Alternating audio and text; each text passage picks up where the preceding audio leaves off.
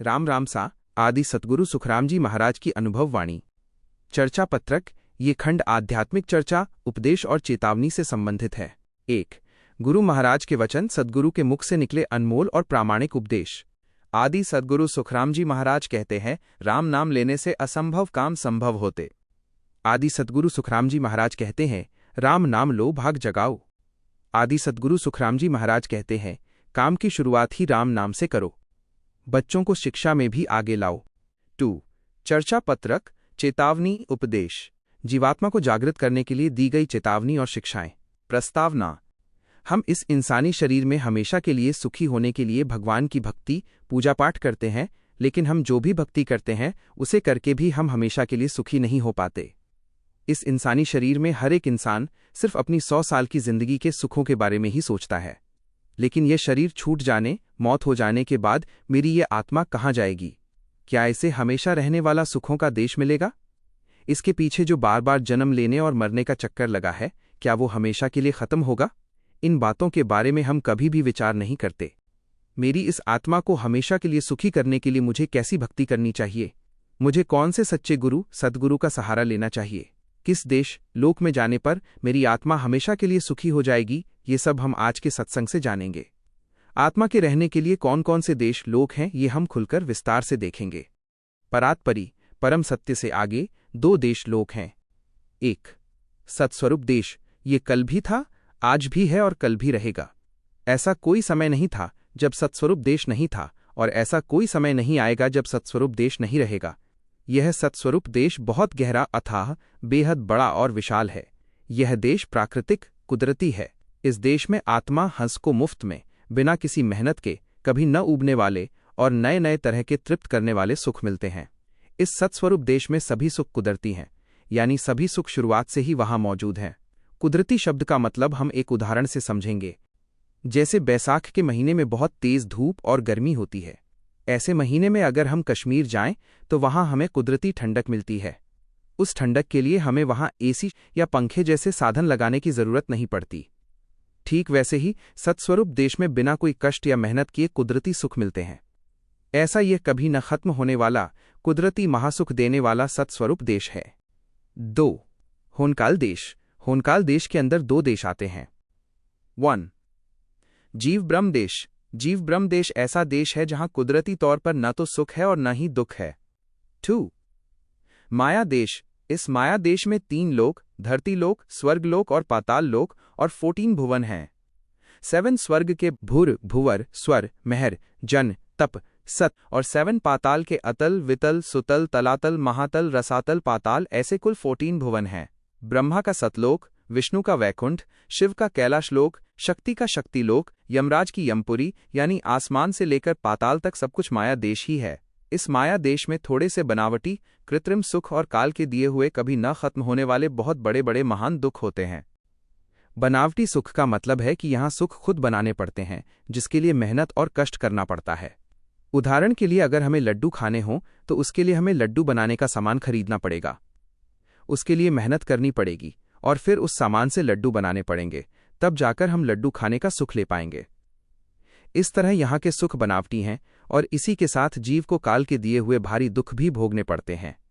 जैसे गर्भ के दुख, शरीर के दुख, मन के दुख, अचानक आ जाने वाली मुसीबतें, बुढ़ापे के दुख, 84 लाख योनियों, अलग अलग जन्मों के चक्कर, 84 तरह के नरक के दुख, और भूत या पितर बनने जैसी बुरी गतियों के दुख भोगने पड़ते हैं। महादुख। इस जीव आत्मा को कौन कौन से बड़े दुख भोगने पड़ते हैं, इसे हम विस्तार से समझेंगे। 1. गर्भ का दुख। 1. जब जीव मनुष्य के शरीर में आता है तब वो मां के गर्भ पेट से आता है। 2. तब हर एक जीव 9 महीने तक पैर ऊपर और सिर नीचे करके ऐसी उल्टी स्थिति में लटके रहने का दुख भोगता है। 3. गर्भ में रहते समय मां के पेट का गंदा और घिनौना पानी बार बार नाक और मुंह में घुसने का दुख वो भोगता है। 4. जब गर्भवती माता जल्दी जल्दी चलती है तब गर्भ के जीव से वो हलचल सही नहीं जाती और वो बेहाल होकर दुख भोगता है। 5. जब गर्भवती माता भारी वजन, बोझा उठाती है तब उस जीव को बहुत भारी दुख होता है। 6. जब गर्भवती माता जरूरत से ज्यादा भोजन कर लेती है तब जीव का शरीर दबने या कमजोर होने लगता है। शरीर कमजोर होने का यह दुख उससे सहा नहीं जाता। 7. गर्भ के बिल्कुल पास ही जठर, पेट की आग पाचन तंत्र होता है। जठर की गर्मी से गर्भ की थैली का पानी गर्म हो जाता है। वो गर्म पानी जीव के नाजुक शरीर से सहा नहीं जाता। ऐसे दुख वो 9 महीने तक झेलता है। 8 इस प्रकार गर्भ के दुखों का वर्णन शब्दों में नहीं किया जा सकता। वह ऐसे अनेक छोटे बड़े बहुत से दुख भोगता है। जब गर्भ में जीव पर इतने दुख पड़ते हैं, तब इस दुख से बाहर निकलने के लिए वो भगवान को पुकारता है। गर्भवास में करे पुकारा, सुनहो साईं सिरझनहारा। दुजा दुख मोहो भुगतावे, गर्भवास सुबाहिर ल्यावे। अब के बाहर करो बसेरा, निस दिन जाप करू हर तेरा। तुम कुंभुल कबू नहीं जाऊं, जे हर अब के बाहर आऊं। हर कुछ आड़ आन नहीं ध्याऊं, जे हर अब के बाहर आऊं। अर्थ, यह जीव गर्भ में परमात्मा से पुकार और विनती करके कहता है कि हे परमात्मा, आप मुझे दूसरा चाहे जैसा दुख भुगताओ, परंतु इस गर्भ से बाहर लाओ। अब मेरा बाहर बस्ती में रहना करो, तो मैं रात दिन आपका जाप करूंगा। मैं आपको कभी भी भूलूंगा नहीं। हे भगवान, अगर मैं बाहर आया तो आपको कभी भी भूलूंगा नहीं। मैं राम जी को छोड़कर अन्य देवताओं का ध्यान, पूजन और भजन नहीं करूंगा। यदि मैं गर्भ से बाहर आया तो आपके सिवा अन्य दूसरे देवताओं को नहीं भजूंगा। ऐसा वचन इस जीव ने गर्भ में भगवान से किया था। आधि, व्याधि और उपाधि के दुख। संसार में शरीर धारण करने के बाद जीव को 3 तरह के दुख भोगने पड़ते हैं, जिनका सीधे तौर पर उसकी अपनी इच्छा से कोई संबंध नहीं होता। 1 आधि, मन का दुख। तारांकन उदाहरण, एक आदमी की झोपड़ी है और दूसरे आदमी का बड़ा बंगला है। जिसकी झोपड़ी है वो दूसरे का बंगला देखकर मन ही मन रात दिन जलता और दुखी रहता है कि मेरा ऐसा बंगला कब बनेगा। 2 व्याधि, शरीर के दुख। शरीर की किसी भी बीमारी या तकलीफ को व्याधि कहते हैं।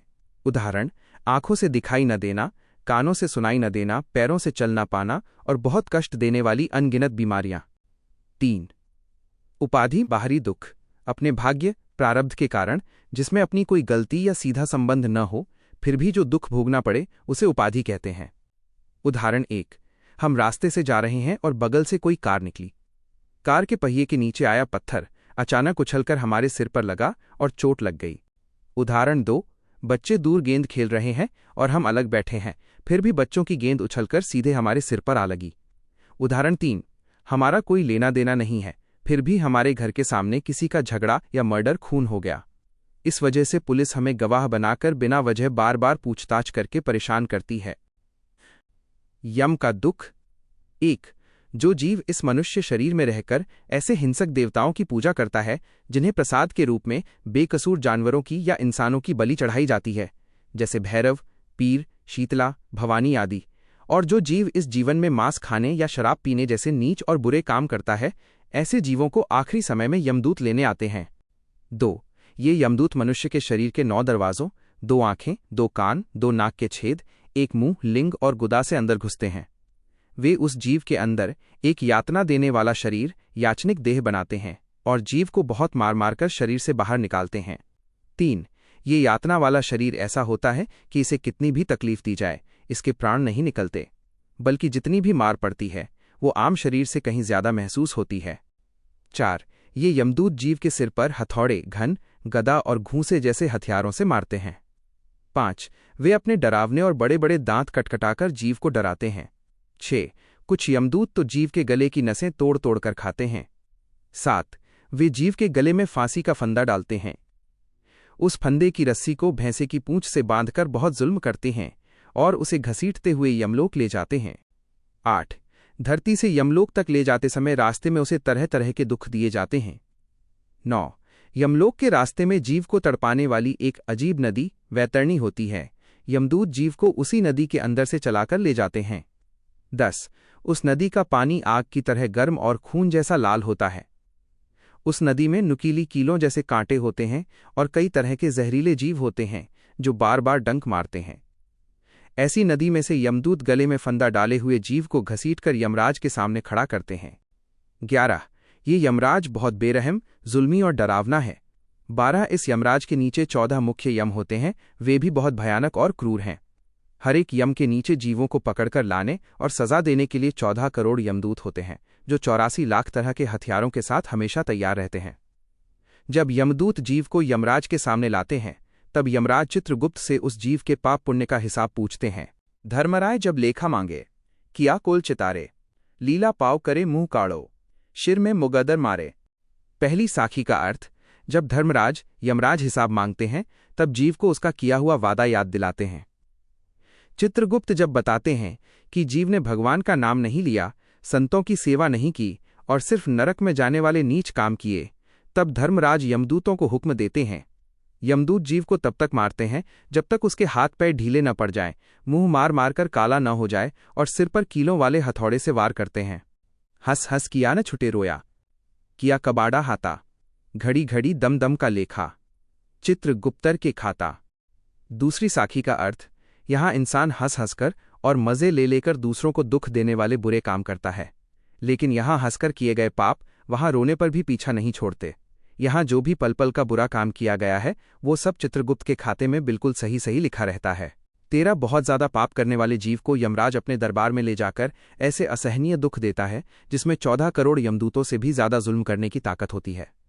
14 किए गए कर्मों के हिसाब से यमराज 84 लाख तरह के हथियारों से ऐसी यातनाएं देता है जो सही नहीं जा सकती। 84 लाख योनियों का दुख। 1 हर एक जीव को 8,400,000 अलग अलग जन्मों योनियों का दुख भुगतना पड़ता है। ये 84 लाख योनियां नीचे दी गई 4 श्रेणियों खाणियों से बनी हैं। 2 4 श्रेणियां, जरायुज, गर्भ से जन्म लेने वाले जैसे गाय, बकरी, इंसान आदि। अंडज, अंडे से निकलने वाले जैसे मुर्गा, सांप, पक्षी आदि। अंकुर, उद्भिज, जमीन फाड़कर या बीज से उगने वाले जैसे पेड़ पौधे आदि। पंकज, स्वेदज, उद्बीज, जो गंदगी या पसीने से पैदा होते हैं और जिनका बीज साफ समझ नहीं आता जैसे कीड़े मकोड़े। 3 मनुष्य का शरीर छूटने के बाद बाकी की 83,99,999 योनियों में जीव को 43,20,000 सालों तक दूसरों के गुलाम पराधीन रहकर पल पल शरीर और मन का भारी दुख भोगना पड़ता है। 4 इन 84 लाख योनियों में जीव कभी बोझ ढोने वाला बैल बनता है। गाड़ी खींचने में जितनी ताकत होती है उससे ज्यादा वजन उस पर लाद दिया जाता है और वो भूख, प्यास तथा बीमारी सहते हुए गाड़ी खींचता रहता है। 5 कभी वो मदारी, डोंबारी का घोड़ा बनता है और मदारी के इशारे पर भूख प्यास सहते हुए पूरा सामान पीठ पर लादकर घूमता रहता है। 6 इस तरह जीव अंधा, बहरा, लंगड़ा या बीमार होकर इन चारों श्रेणियों में शरीर बदल बदल कर दुख झेलता रहता है। 7 इन 84 लाख योनियों के हर एक जन्म का दुख बताना बहुत मुश्किल है, यहाँ सिर्फ कुछ गिने चुने उदाहरण दिए गए हैं। 8 इन जानवरों और जीवों का दुख हमें डिस्कवरी चैनल पर थोड़े बहुत रूप में देखने को मिलता है कि वे कैसे तड़पते हैं। 9 लेकिन असलियत में 84 लाख योनियों के जीव उससे अनंत गुना ज्यादा भयानक दुख भोगते हैं। अगति, अधोगति का दुख, जिस योनि जन्म में जीव को सबसे ज्यादा तड़पना पड़ता है और जहां से निकलने का कोई रास्ता नहीं दिखता, उसे अगति योनि कहते हैं। 1 भगवान ने हमें इस मनुष्य शरीर में जीने के लिए कुल 77 करोड़ 76 लाख सांसें दी हैं। 2 जिनकी ये सांसें पूरी नहीं होती और बीच में ही अधूरी सांसों में मौत हो जाती है, जैसे आत्महत्या, खुदकुशी करना, सांप के काटने से मर जाना या किसी एक्सीडेंट अपघात में मर जाना, ऐसे जीव अगति योनि में जाते हैं। साथ ही जो इंसान सच्चे संतों से दुश्मनी रखता है, उन्हें मारने का सोचता है या जो भगवान की निंदा करता है और बलि मांगने वाले देवी देवताओं की पूजा करता है, वो जीव भी अगति योनि में भयानक दुख भोगता है। 3 उन्हें अगति का शरीर मिलता है, यानी वे भूत, प्रेत या पितर बनते हैं। 4 उनका शरीर कैसा होता है? उनका मुंह तो सुई की नोक जितना छोटा होता है, लेकिन उनका पेट बहुत बड़ा होता है। 5 ये जीव 5 सुखों, अच्छा सुनने, छूने, देखने, चखने और सूंघने के लिए हमेशा तरसते रहते हैं, पर उन्हें तृप्ति नहीं मिलती। 6 उनका शरीर ऐसा अजीब होता है कि वे चाहकर भी एक भी सुख नहीं भोग पाते। उदाहरण के लिए, अगर भूत पितर के रूप में जीव को प्यास लगी और वो पानी पीने के लिए किसी कुएं, नदी या तालाब पर गया, तो वहां पहरा देने वाले देवता उसे बिना बात बेदम मारते हैं, जिससे डरकर वो दोबारा वहां नहीं जा पाता। 7 उन्हें केवल वही गंदा पानी पीने को मिलता है जो लोग मल विसर्जन शौच करने के बाद हाथ पैर धोने के लिए इस्तेमाल करते हैं। 8 इनके दुखों की कोई तय उम्र आयु नहीं होती, वे लंबे समय तक तड़पते हैं। 9 अगर इनके परिवार कुल में कोई सच्चा आत्मज्ञानी संत पैदा हो जाए, तभी ये इस बुरी योनि से छूट पाते हैं, नहीं तो युगों युगों तक अनेक प्रकार के दुख सहते रहते हैं। 10 वे 5 सुखों के लिए बुरी तरह तरसते हुए दुखी होकर यहां वहां भटकते रहते हैं। ये सब महादुख जीव को क्यों भोगना पड़ता है? इसका कारण है हमारे कर्म। कर्म कौन कौन से होते हैं, ये आगे के पाठ में देखा जाएगा। कर्म एक, क्रियमान कर्म मनुष्य के शरीर में रहते हुए जो हमारे भाग्य प्रारब्ध में पहले से लिखे हुए नहीं थे, बल्कि जो हम नए सिरे से अपनी मर्जी से रोज नए नए काम करते हैं, उन्हें क्रियमान कर्म कहते हैं।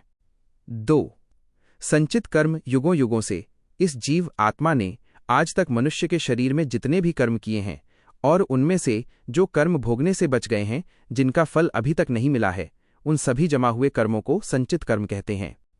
3, प्रारब्ध कर्म पिछले जमा हुए संचित कर्मों में से जो कर्म इस जन्म के शरीर के साथ सुख या दुख के रूप में भुगतने के लिए मिलते हैं, उसे प्रारब्ध कर्म भाग्य या किस्मत कहते हैं।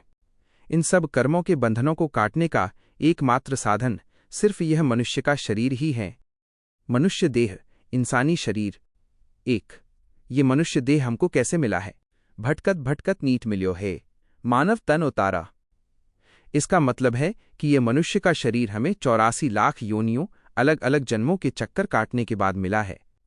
84 लाख योनियों में बहुत बड़े बड़े जुल्म और कष्ट सहकर यहां वहां भटकते भटकते बहुत मुश्किल से बिल्कुल थोड़े से समय के लिए ये इंसानी जन्म मिला है।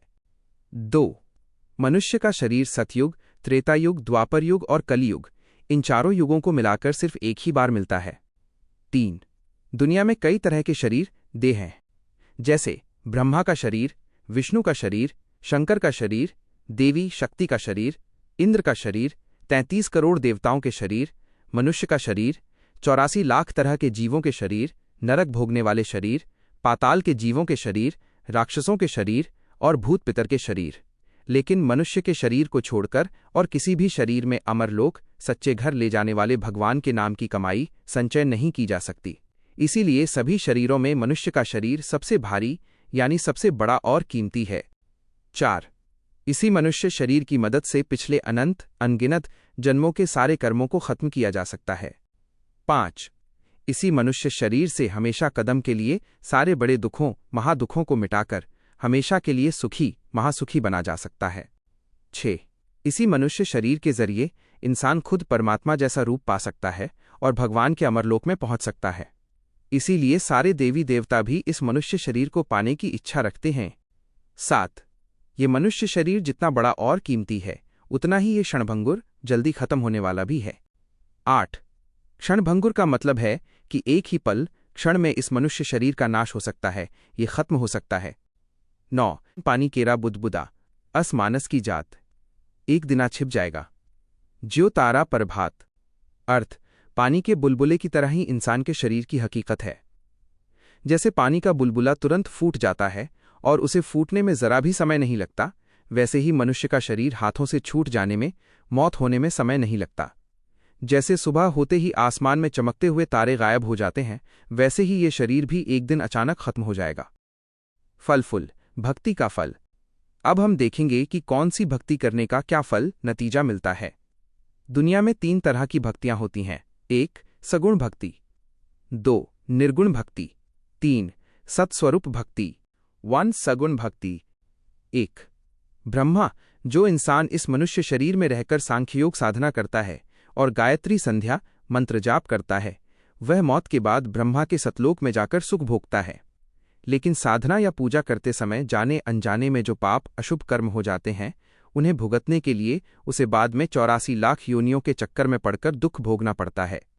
2, विष्णु, जो इंसान इस मनुष्य शरीर में विष्णु भगवान की 9 तरह की भक्ति, नवधा भक्ति, जैसे सुनना, कीर्तन करना, याद करना, चरणों की सेवा, पूजा, वंदना, दास बनना, सखा बनना और खुद को सौंप देना पूरे नियम से करता है, वो मौत के बाद विष्णु के वैकुंठ लोक में जाता है। वहां उसे इन 4 तरह की मुक्तियों में से कोई एक मिलती है। सालोक के वैकुंठ लोक में रहने की जगह मिलना, सामीप्य विष्णु भगवान की सभा में बैठने का मौका मिलना, सायुज्य विष्णु भगवान के पास भाई की तरह बैठने का अधिकार मिलना, सारूप्य रूप और रंग में बिल्कुल विष्णु भगवान जैसा बन जाना। लेकिन विष्णु भक्ति के अच्छे काम करते समय जाने अनजाने में जो पाप अशुभ कर्म हो जाते हैं, उनके कारण महाप्रलय सृष्टि खत्म होने के बाद उसे 84 लाख योनियों के दुख भोगने पड़ते हैं। 3, शंकर, जो इंसान इस मनुष्य शरीर में रहकर भगवान शंकर का हठयोग साधता है और शिव नाम का जाप करता है, वह मौत के बाद शंकर के कैलाश लोक में जाकर सुख भोगता है। लेकिन जब उसके अच्छे कर्मों का फल पुण्य खत्म हो जाता है, तब जाने अनजाने में हुए बुरे कर्मों के कारण वो वापस माँ के पेट गर्भ में आता है और 84 लाख योनियों का दुख भोगता है। 4. शक्ति। जो इंसान इस मनुष्य शरीर में देवी शक्ति की भक्ति करता है, व्रत पूजा साधता है, दूसरों को जीवन दान, अभयदान देता है या कन्यादान करता है, वो मौत के बाद शक्ति लोक में जाता है। लेकिन देवी की भक्ति करते समय जाने अनजाने में हुए पापों के कारण उसे वापस गर्भ में आना पड़ता है और 84 लाख योनियों के असहनीय दुख झेलने पड़ते हैं। 5. इंद्र। जो इंसान इस मनुष्य शरीर में रहते हुए 101 यज्ञ पूरे करता है, वो मौत के बाद 33 करोड़ देवताओं का राजा इंद्र बनता है। लेकिन इन 101 यज्ञों को करने के दौरान जाने अनजाने में जो जीव हत्या या पाप, अशुभ कर्म होते हैं, उनकी वजह से उसे भी 84 लाख योनियों में दुख भोगना पड़ता है। 6. सत, जत, तप। सत्य, जति और तपस्या। जो इंसान इस जीवन में सत्य का पालन करता है, ब्रह्मचर्य जत रखता है और तपस्या करता है, वो मौत के बाद स्वर्ग में जाता है। वहां के पुण्य खत्म होने के बाद अगर उसने नरक जैसे बुरे काम किए हों तो वो नरक में गिरता है और नरक भोगने के बाद 84 लाख योनियों में जाता है। और अगर उसने नरक जैसे बुरे काम नहीं भी किए हों तो भी वो स्वर्ग के बाद सीधे 43,20,000 सालों के लिए 84 लाख योनियों के चक्कर में पड़ जाता है। फूलों की माला का उदाहरण। स्वर्ग के देवताओं के गले में 100 फूलों की माला डाल दी जाती है। जैसे जैसे समय बीतता है, एक एक फूल मुरझाकर गिर जाता है। एक फूल गिरने का अर्थ है 1 साल का समय समाप्त होना। 99 फूल खत्म होने का अर्थ। जब 99 फूल गिर जाते हैं तो समझो 99 साल पूरे हो गए, अब केवल 1 साल बचा है। अंत का संकेत। जब अंतिम समय 6 महीने शेष आता है तो इंद्र या उस स्वर्ग के देवता को ये दिखाया जाता है कि अगले जन्म में वो किस योनि में जाएगा, जैसे पेड़, पशु, पक्षी या कोई अन्य जीव। ये समय उनके लिए बहुत कष्टकारी होता है। पुण्य खत्म होते ही पतन। जैसे ही पुण्य के कर्म समाप्त होते हैं, उस देवता को स्वर्ग से नीचे गिरना पड़ता है और वापस 84 लाख योनियों के चक्र में आना पड़ता है। 7. तीर्थ। जो इंसान इस मनुष्य शरीर में रहकर तीर्थ यात्राएं करता है, उसे अगले जन्म में जब दोबारा मनुष्य शरीर मिलता है तो बहुत सुंदर शरीर, रूपवान काया मिलती है। यहाँ तक कि मनुष्य जन्म मिलने से पहले वो जिन 84 लाख योनियों से गुजरता है, उन सभी योनियों में भी उसका शरीर सुंदर रहता है। 8. व्रत उपवास। जो इंसान इस जीवन में व्रत और उपवास रखता है, उसे आगे जब भी मनुष्य शरीर मिलेगा तब बिल्कुल तंदुरुस्त और बीमारी रहित निरोगी शरीर मिलेगा। साथ ही इंसान बनने से पहले 84 लाख योनियों के जितने भी शरीर उसे मिलेंगे, उन सब में भी उसका शरीर निरोगी रहेगा। 9. तप। जो इंसान इस शरीर में रहकर कड़ी तपस्या करता है, वह अगले मनुष्य जन्म में राजा बनता है। साथ ही मनुष्य जन्म मिलने तक 84 लाख योनियों के जितने भी शरीरों में वो जाता है, वहां भी राजा की तरह ठाट बाट के सुख भोगता है। उदाहरण, एक कुत्ता वो जिसे रोटी का एक टुकड़ा भी नसीब नहीं होता और वो दर दर भटकता है। दूसरा कुत्ता वो जो आलीशान गाड़ियों में घूमता है और उसे राजा के समान सुख मिलता है। दोनों को कुत्ते की योनि में तो रहना ही पड़ा 84 लाख योनियों के अंदर। एक ने गरीब वाला दुख भोगा, दूसरे ने राजा वाला सुख भोगा। भक्ति का फल उन्हें सुख तो दे गया, लेकिन कुत्ते की योनि से मुक्ति नहीं मिली। 10. यज्ञ। जो इंसान इस मनुष्य शरीर में यज्ञ करता है, वो अगले मनुष्य जन्म में बहुत अमीर, धनवान बनता है। साथ ही मनुष्य जन्म मिलने तक 84 लाख योनियों के सभी शरीरों में भी वो धनवानों जैसे सुखों का आनंद लेता है। 11. पाप कराने वाले देवता। जो इंसान इस मनुष्य शरीर में रहकर प्रसाद या भोग के रूप में बलि मांगने वाले देवी देवताओं जैसे भैरव, पीर, शीतला, भोपा, पितर, कालिका, क्षेत्रपाल आदि की पूजा करता है और उन्हें बेकसूर जानवरों या बच्चों की बलि चढ़ाता है, वह जीव सीधे नरक में गिरकर बहुत भारी कष्ट भोगता है या फिर भूत प्रेत, अगति जैसी बेहद दर्दनाक योनियों में पड़कर तड़पता है। 2. निर्गुण भक्ति। इसके 2 प्रकार हैं। 1. जीव ब्रह्म की भक्ति। जो इंसान इस मनुष्य शरीर में रहते हुए हर चीज और हर जीव में केवल ब्रह्म, ईश्वर को ही देखता है, वो जीव मौत के बाद ब्रह्मदेश, ब्रह्मलोक में पहुंच जाता है। जब तक वो इस ब्रह्मदेश में रहता है तब तक उसका जन्म मरण नहीं होता, लेकिन इस जगह पर जीव को न तो कोई सुख मिलता है और न ही कोई दुख, वो बिल्कुल शांत रहता है। वहां रहते रहते जब जीव ऊब जाता है या उसे अकेलापन, कंटाला महसूस होने लगता है, तब वो सुख की चाहत में वापस माँ के पेट गर्भ में आ जाता है और फिर से जन्म मरण के चक्कर तथा काल के दुखों में फंस जाता है। अगर किसी जीव को महाप्रलय तक वहां ऊब नहीं आती तो वो सृष्टि के खत्म होने तक वहीं रहता है, लेकिन जब दोबारा नई सृष्टि बनती है तब उसे फिर से गर्भ में आना पड़ता है और वो जन्म मरण के चक्र में फंस जाता है। 2. होनकाल पारब्रह्म की भक्ति। जो इंसान इस मनुष्य शरीर में रहकर होनकाल पारब्रह्म की भक्ति करता है, यानी सोहम नाम का जाप, अजपा जाप, सांसों के जरिए साध कर रीढ़ की हड्डी के रास्ते 10वें द्वार ब्रह्मरंध्र तक पहुंचता है, वो मौत के बाद होनकाल पारब्रह्म देश में पहुंच जाता है। जब तक जीव इस देश में रहता है तब तक उसे कोई सुख दुख नहीं छूता और न ही वो जन्म मरण के चक्कर में आता है। कुछ समय के लिए वो 84 लाख योनियों के फेरे से बच जाता है, लेकिन जब उसे इस पारब्रह्म देश में भी ऊब आने लगती है तब वो सुख की इच्छा लेकर दोबारा नीचे संसार की तरफ आता है और गर्भ का दुख भोगता है। 3. सत्स्वरूप भक्ति। जो इंसान इस मनुष्य शरीर में रहते हुए सत्स्वरूपी विज्ञानी सद्गुरु से भेद सच्चा तरीका जानकर अपनी आती जाती सांसों में राम नाम का सुमिरन जाप करता है और शरीर के अंदर के पूर्व के 6 कमल तथा पश्चिम के 6 कमलों को पार करके 10वें द्वार तक पहुंच जाता है, वो जीव मौत के बाद हमेशा कदम के लिए इन सभी बड़े दुखों महादुखों से आज़ाद हो जाता है। वो हमेशा रहने वाले सच्चे सुख के देश अमरलोक में पहुंच जाता है, जहां से दोबारा कभी भी मां के पेट गर्भ में आने का कोई नियम नहीं है। परमात्मा कैसा है और कहाँ है? जीव के सारे बड़े दुखों महादुखों को खत्म करने वाला और उसे हमेशा रहने वाले सुख के देश अमरलोक में पहुंचाने वाला परमात्मा कैसा है और कहाँ रहता है, इसे हम समझेंगे। 1. परमात्मा सत्स्वरूप है, यानी वो सच्चा और हमेशा रहने वाला रूप है। 2. वो भाषा के 52 अक्षरों से अलग और परे निह अक्षर निह अंशर है। इसी वजह से उसे 52 अक्षरों में न तो बोलकर बताया जा सकता है और न ही कागज पर लिखकर समझाया जा सकता है। 3. उसका रूप और महिमा कैसी है, इसका वर्णन हम शब्दों में नहीं कर सकते। 4. उसका जो असली निहक्षर नाम है उसे जुबान से बोलकर नहीं जपा जा सकता। 5. वो दुनिया के सभी जीवों को सच्चा सुख देने वाला है। 6. वो सभी के दुखों को दूर हरण करने वाला है। 7. वो हमारी तरह कभी भी मां के पेट गर्भ से जन्म नहीं लेता। 8. वो हमारी तरह इंसानी शरीर के कोई भी दुख या कष्ट नहीं भोगता। 9. वो परमात्मा कभी न खत्म होने वाली लगातार गूंजने वाली एक आवाज अखंडित ध्वनि स्वरूप की तरह है। 10. उसकी चाल और उसकी महिमा को कोई भी समझ नहीं सकता, ऐसा वो समझ से परे अविगत है। 11. ऐसा अनोखा परमात्मा कहीं बाहर नहीं बल्कि हमारी खुद की आत्मा के अंदर ही मौजूद है। संत कबीर जी की साखी का अर्थ। कस्तूरी कुंडल बसई मृग ढूंढे बन माही, ऐसे घट घट राम है दुनिया देखे नाही।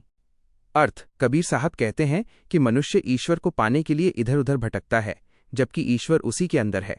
उदाहरण, जैसे कस्तूरी नाम का सुगंधित पदार्थ हिरण की खुद की नाभि कुंडल के अंदर होता है, लेकिन हिरण इस बात को नहीं जानता और उस खुशबू के पीछे पागल होकर उसे पूरे जंगल वन में ढूंढता फिरता है।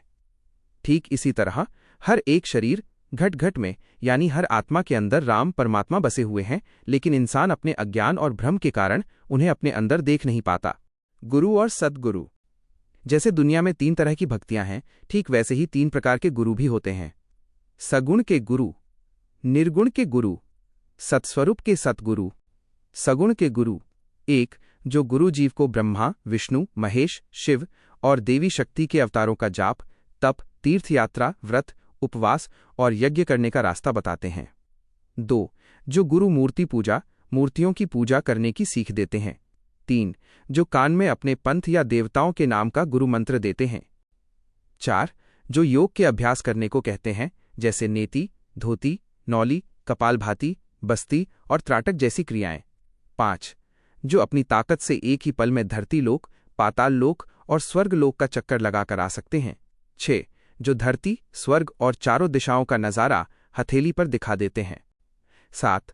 जो धरती और आसमान को गायब भंग करके दोबारा उन्हें वैसा का वैसा बना सकते हैं। 8. जो गुरु अपने शिष्य के मन की छिपी हुई बात को जान लेते हैं और बता देते हैं। 9. जो शिष्य को इस दुनिया के धन दौलत और सुख आराम दिला देते हैं। वे सब एक सीमा हद के अंदर रहने वाले गुरु हैं। 10. ये गुरु ज़्यादा से ज़्यादा जीव को वैकुंठ लोक तक ही पहुंचा सकते हैं। 11. ऐसे गुरुओं के रास्ते पर चलकर भी जीव काल मृत्यु और जन्म के चक्र के मुंह में ही फंसा रहता है। 12. ये गुरु इस बात को नहीं जानते कि आत्मा के अंदर ही परमात्मा बसा हुआ है। निर्गुण के गुरु। 1. जो गुरु जीव को हर एक इंसान और चीज में केवल ब्रह्म देखने की साधना सिखाते हैं, या फिर सोहम नाम का अजपा जाप सिखाकर रीढ़ की हड्डी के रास्ते सांस को ऊपर चढ़ाकर 10वें द्वार ब्रह्मरंध्र तक पहुंचाते हैं, वे निर्गुण के गुरु कहलाते हैं। 2. ये गुरु जीव को निर्गुण लोक पारब्रह्म देश तक पहुंचा देते हैं। 3. लेकिन जीव इस निर्गुण देश में पहुंचने के बाद भी काल के मुंह में ही रहता है, यानी उसका दोबारा जन्म होता है। वो कभी न खत्म होने वाले सच्चे सुख के देश अमरलोक में नहीं जा पाता। सत्स्वरूप के सद्गुरु। 1. सच्चे सद्गुरु कैसे होते हैं, उनकी पहचान बताते हुए आदि सद्गुरु सुखराम जी महाराज कहते हैं। आ सतगुरु की पारखा, सुन ज्यो चित्त दे कान, केवल बिन सुखराम कहे, भजे न दुजी आन। अर्थ, सच्चे सद्गुरु की पहचान को अपने मन और कान लगाकर ध्यान से सुनो। सच्चे सद्गुरु केवल एक परमात्मा कैवल्य राम का भजन करते हैं और उनके अलावा ब्रह्मा, विष्णु, महेश, शक्ति या किसी भी दूसरे अवतारों की पूजा या भजन नहीं करते। 2. सच्चे सद्गुरु के शरीर, घट में, पैर के नाखून से लेकर सिर के बालों की चोटी तक हर जगह सत्स्वरूपी परमात्मा साक्षात प्रकट रहता है। 3. सच्चा सुख देने वाला परमात्मा कौन है और झूठा सुख देकर काल के मुंह में फंसाने वाली माया कौन सी है, जो इस फर्क को खुलकर भेद के साथ समझाते हैं, वही सच्चे सद्गुरु हैं। 4. जो संत परमात्मा के सिवा ब्रह्मा, विष्णु, महेश और शक्ति जैसी इस 3 गुणों वाली माया को सच नहीं मानते, वही संत सच्चे सद्गुरु हैं। 5. जो संत हमेशा केवल परमेश्वर के भरोसे रहते हैं और सत्स्वरूपी परमेश्वर को हर पल अपने खुद के शरीर के अंदर ही देखते हैं, वे संत सच्चे सद्गुरु हैं। 6. जो संत साधना के गुप्त रास्ते से उलटकर पूरे ब्रह्मांड को पार करके 10वें द्वार तक पहुंच चुके हैं, वे संत सच्चे सद्गुरु हैं। 7. जिन संतों के मन से इस दुनिया और माया के सुखों की सारी इच्छाएं, आशा पूरी तरह खत्म हो चुकी हैं, वही संत सच्चे सद्गुरु हैं। 6 पूरब और 6 पश्चिम के कमलों को पार करके 10वें द्वार तक जाने का रास्ता। 1. मनुष्य शरीर में जो भी जीव आत्मा सत्स्वरूपी विज्ञानी सद्गुरु की शरण में जाते हैं। 2. ऐसे सच्चे सद्गुरु उस शिष्य को अपने मन, निजमन से आती और जाती हुई सांसों में राम नाम का सुमिरन जाप करने का तरीका सिखाते हैं। 3. जब शिष्य ये जाप करता है, तब उसके कंठ, गले के स्थान में रहने वाली आत्मा के अंदर परमात्मा प्रकट हो जाते हैं और उसका छोटा सा शरीर खंड पूरे ब्रह्मांड का रूप ले लेता है। 4. ये जीव हंस जब सत्स्वरूप के रास्ते पर आगे बढ़ने लगता है, तब उसे खंड यानी तीनों लोक और 14 भुवन और ब्रह्मांड यानी तीनों ब्रह्म के 13 लोक साफ दिखाई देने लगते हैं। 5. पूरब के रास्ते से आगे बढ़ते हुए सबसे पहले गले कंठ में जहां सरस्वती जी बैठी हैं, वहां के 4 पंखुड़ियों वाले कमल को पार छेदन करता है। 6. आगे बढ़कर वो हृदय कमल में आता है जहां शिव पार्वती विराजमान हैं। वो वहां के 8 पंखुड़ियों वाले स्थान को पार करता है और फिर बीच के स्थान पर आकर मध्य कमल, 16 पंखुड़ियों वाले कमल को पार करता है। 7. इसके बाद वह विष्णु और लक्ष्मी के स्थान पर पहुंचता है जहां 32 पंखुड़ियों का कमल है। उसे पार करने पर हंस, आत्मा के साथ रहने वाली 5 अन्य सूक्ष्म आत्माएं शक्तियां उससे अलग हो जाती हैं। 8. फिर वो आगे बढ़कर ब्रह्मा के स्थान, लिंग स्थान की तरफ बढ़ता है जहां 6 पंखुड़ियों के कमल पर ब्रह्मा जी बैठे हैं। जीव उस स्थान को भी पार कर जाता है। 9. आगे बढ़ते हुए वो 64 पंखुड़ियों के ऊपर बने 4 पंखुड़ियों वाले कमल पर पहुंचता है जहां भगवान गणेश, गणपति का मूल निवास स्थान है। वह इस कमल को भी पार कर लेता है। 10. इस तरह सद्गुरु की बताई हुई गुप्त विधि विज्ञान कृपा से जीव पूरब दिशा के शंखनाल के इन 6 कमलों को पार करके पश्चिम दिशा के बंकनाल साधना के गुप्त रास्ते पर बढ़ जाता है और बंकनाल के रास्ते को पार करता है। 11. इसके बाद जीव 21 स्वर्गों के रास्ते पर आगे बढ़ता है। इन 21 स्वर्गों को पार करने के बाद वो यमराज के मुख्य स्थान मेरु स्थान पर पहुंच जाता है। 12. वो यमराज के सिर को सीढ़ी बनाकर त्रिकुटी, दोनों भौहों के बीच का स्थान में पहुंचता है जहां 2 पंखुड़ियों का कमल है। वहां बाईं तरफ से गंगा, दाईं तरफ से यमुना और सिर के बीच से ऊपर से आने वाली सरस्वती, इन तीनों नदियों के संगम मिलाप पर पहुंचता है। इस जगह पर हंस, आत्मा के साथ रहने वाला मन, उससे हमेशा के लिए अलग हो जाता है। 13. इसके बाद जीव आगे के रास्तों को पार करता हुआ 10वें चिदानंद ब्रह्म, 11वें शिव ब्रह्म और 12वें पार ब्रह्म को पार करके 10वें द्वार ब्रह्मरंध्र पर पहुंच जाता है। 10वें द्वार पर पहुंचते ही शरीर के रोम रोम में आवाज के रूप में ध्वनि स्वरूप परमात्मा प्रकट हो जाते हैं। जब पूरे शरीर घट में इस तरह परमात्मा प्रकट हो जाते हैं, तो पिछले जन्मों के सारे जमा कर्म, संचित कर्म नष्ट हो जाते हैं और नए कर्म, क्रियमान कर्म बनने का नियम हमेशा के लिए बंद हो जाता है। 14. इसके बाद जीव सत्स्वरूप के सच्चे ज्ञान से उस सिद्धशिला को तोड़ देता है, जिसका घेरा परिधि 1,35,00,000 योजन का है, चौड़ाई 32 कोस की है और लंबाई चौड़ाई 45 लाख योजन की है। वह इस शिला को तोड़कर 10वां द्वार खोल देता है और सीधे सत्स्वरूप परमात्मा में मिल जाता है। 15। इस प्रकार जीव अपने साथ जुड़े हुए मन, 5 आत्माओं और तीनों गुणों वाली माया के कारण बने हुए सभी संचित कर्मों को पूरी तरह खत्म कर देता है। शरीर के अंदर प्रकट हुई परमात्मा की इस कभी न खत्म होने वाली शक्ति, अखंडित विज्ञान कला के कारण उसे अब नए कर्म नहीं लगते। जीव अपने इस जन्म के बचे हुए भाग्य के कर्मों, प्रारब्ध कर्मों को भोगकर हमेशा कदम के लिए सच्चे महासुखों के अमरलोक में पहुंच जाता है। सतगुरु कौन से राम का नाम जपने को कहते हैं? दुनिया में 4 तरह के राम माने गए हैं। इसके बारे में संत कबीर साहब कहते हैं, एक राम घट घट बोले, दूजा राम दशरथ घर डोले, तीजा राम का सकल पसारा, चौथा राम सबसु ही न्यारा। 1. आत्मा राम, आत्मा की भक्ति। मतलब दुनिया में शरीर धारण किए हुए चारों श्रेणियों खाणियों के छोटे बड़े जीवों और सभी आत्माओं का पेट भरना, उनकी सेवा और देखभाल करना। नतीजा, गति। जो इंसान चींटी से लेकर हाथी तक सभी जीवों पर दया रखता है, वो मरने के बाद ज़्यादा से ज़्यादा स्वर्ग तक पहुंचता है। वहां वो तब तक ही रहता है जब तक उसके पुण्य कर्म बचे हैं। पुण्य खत्म होते ही वो जीव दोबारा जन्म मरण के चक्कर में फंस जाता है। 2. रामचंद्र, राजा दशरथ के पुत्र। मतलब अयोध्या के राजा दशरथ के पुत्र श्री रामचंद्र जी, जो भगवान विष्णु के अवतार हैं। नतीजा, गति। इन्हें विष्णु का अवतार मानकर 9 तरह के नियमों वाली नवधा भक्ति करने से जीव विष्णु भगवान के लोक वैकुंठ में जाता है, लेकिन वहां भी वो तब तक ही रहता है जब तक उसके पुण्य कर्म हैं। पुण्य खत्म होते ही वो फिर से जन्म मरण के चक्कर में वापस आ जाता है। 3. बिंदुराम, होनकाल पार ब्रह्म। मतलब बिंदुराम का अर्थ है इस पूरी सृष्टि को चलाने वाला होनकाल पार ब्रह्म। नतीजा, गति। होनकाल पार ब्रह्म की सोहम सांसों का अजपा जाप वाली साधना करने से जीव होनकाल पार ब्रह्म देश में पहुंच जाता है, लेकिन वहां भी कुछ समय रहने के बाद जब जीव ऊब जाता है तो वो फिर से मां के पेट गर्भ में आता है और इस संसार के चक्कर में वापस लौट आता है। विशेष नोट, पहले आत्मा राम, दूसरे दशरथ पुत्र रामचंद्र और तीसरे बिंदु स्वरूप पार ब्रह्म होनकाल, इन तीनों की भक्ति करने से जीव का आना जाना, जन्म मरण कभी खत्म नहीं होता। इन तीनों से अलग न्यारा जो सत्स्वरूप पार ब्रह्म राम है, सिर्फ उसकी भक्ति करने से ही जीव का जन्म मरण हमेशा के लिए छूटता है। 4. सतस्वरूप पार ब्रह्म राम। मतलब ये चौथे राम हैं जो बाकी तीनों राम से बिल्कुल अलग, सबसे अनोखे और परम सत्य हैं। नतीजा, गति। इन सत्स्वरूप पार ब्रह्म राम का अपनी आती जाती सांसों में राम नाम लेकर सुमिरन भक्ति करने से जीव का जन्म मरण हमेशा के लिए खत्म हो जाता है। वो हमेशा कदम के लिए कभी न खत्म होने वाले महासुखों के देश अमरलोक में चला जाता है।